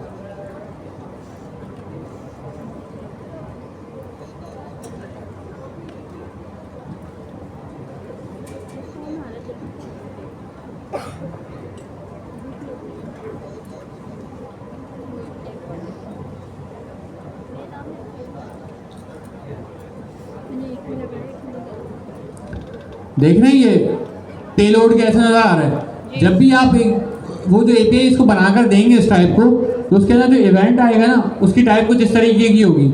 उसकी एक आईडी आ रही होगी, ऑब्जेक्ट आ रहा होगा कि भाई इवेंट क्या था, उसकी टाइप क्या थी, बिलिंग के अंदर क्या हुआ, एरर रिपोर्ट हुआ, लाइव मोड क्या था, फॉल्स था, क्या था, टेस्ट था, सारी चीज़ें इसके अंदर आपके पास नज़र आ रही हैं। फिर ऑब्जेक्ट के अंदर सारी चीज़ें, फिर 185 लाइन्स तक का ये कुछ यहाँ पे दिखा रहा है। देखें अब क्या दिखा रहा है, अकाउंट कंट्री, मतलब कौन सी कंट्री का अकाउंट क्रिएट हुआ है, और टैक्सेस दिखा रहा है, अमाउंट ड्यू दिखा रहा है, अमाउंट पेड दिखा रहा है। जितना भी डेटा हमारे उसके पास स्ट्राइप के पास है ना, टैक्सेस यूजुअली क्या होता है, आप यूएस की किसी वेबसाइट के ऊपर कोई भी ऑर्डर करो, वहाँ पे नीचे टैक्स भी लिखा हुआ आ रहा होता है। वो टैक्स कौन हैंडल करता है? स्ट्राइप खुद ही हैंडल कर देता है, हमें करने की नीड ही नहीं है। हम बस उसको एक अपनी क्या नाम है सीपी बता देते हैं, कॉस्ट बता देते हैं कि भाई ये कॉस्ट है हमारी और ये पैसे हमें चाहिए। स्ट्राइप क्या करेगा, उस रीजन के हिसाब से जो टैक्स बनता होगा ना उस गवर्नमेंट का, वो ऐड करके उसको दिखा देगा यूजर को। ठीक है, सो हाँ, खुद ब खुद हमें हमारे पास वही पैसे आएंगे जो हमारे हैं। बस स्ट्राइप एक हर ट्रांजैक्शन के ऊपर 2% की फीस काटता है। 2% काटने के बाद आपके पास पूरी अमाउंट एज इट इज आ जाएगी जो आपकी है। जो टैक्सेस हैं वो स्ट्राइप खुद ही पे कर देगा। क्लियर है? सो ये वो टैक्सेस, लेकिन आपके पास यहाँ पर सारे नज़र आ रहे होते हैं कि भाई टैक्स आपने कितना भरा, क्या किया, सिटी क्या थी, लाइन नंबर, पोस्टल कोड। जो डेटा स्ट्राइप के पास होगा वो उस एपीआई के इवेंट के अंदर, मतलब response.json आप जब करेंगे ना, ये सारा डेटा आपको मिल जाएगा। कहाँ पे करेंगे? एक एपीआई बना के वेबबुक में प्रोवाइड करेंगे और request.json करके करेंगे ना, और यहाँ पे एक वेरिएबल बना लेंगे जो डॉट डॉट करके सारे के सारे ऑब्जेक्ट्स आप यहाँ से डिस्ट्रक्चर भी कर सकते हैं, या एक ऑब्जेक्ट कर लें और डॉट नोटेशन से उसको गेट कर लें। सो ये वेबबुक था हमारा। वेबबुक आप लोग थोड़ा सा स्टडी कीजिएगा अपनी साइड से भी। वेबबुक पे किसी का कोई क्वेश्चन? वो जो आपने सारा स्ट्रक्चर दिखाया, वो सारा स्ट्रक्चर हमने एज अ पेलोड देना है? हम नहीं देंगे, वो स्ट्राइप खुद ही देगा। जब पेमेंट सक्सेसफुल होगी ना, तो स्ट्राइप खुद ही पास करेगा इस टाइप का पेलोड, और जब कैंसिल होगी तब भी इसी तरह का कोई पेलोड पास करेगा। एपीआई में बताना पड़ेगा कि ऐसी ये चीज़ आएंगी आपके पास, वो भी नहीं बताना पड़ेगा? ये आपने एज्यूम कर लेना है कि हमारे पास ये चीज़ आएगी और वो चीज़ आएगी। एज्यूम करते हैं ना नेक्स्ट जेएस में हम डायनामिक राउट के लिए कर्ली ब्रैकेट बना के यहाँ पे और पैरम्स लिख के और वहाँ से निकाल लेते हैं पैरम्स में वैल्यू। क्या कर रहे हैं हम? एज्यूम कर रहे हैं ना, हमें भरोसा है नेक्स्ट जेएस पे कि वो चीज़ वहाँ पर वो प्रोवाइड कर देगा। तो हमें स्ट्राइप पे भी भरोसा है कि वो भी हमें वो वाली चीज़ें जो हमें चाहिए वो वहाँ पर प्रोवाइड कर देगा। जी नहीं,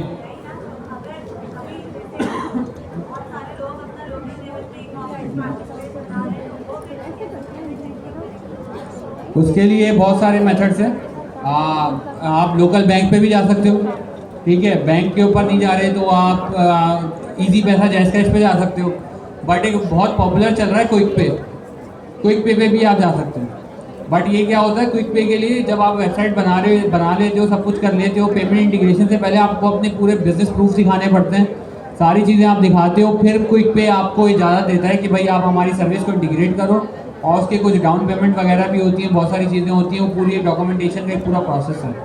इस टाइप की जरा नहीं है कि बस गए अकाउंट बनाया, टेस्टिंग इन्वायरमेंट बना दिया, उसमें टेस्ट इन्वायरमेंट नहीं होता, डायरेक्ट आपको प्रोडक्शन मिलता है।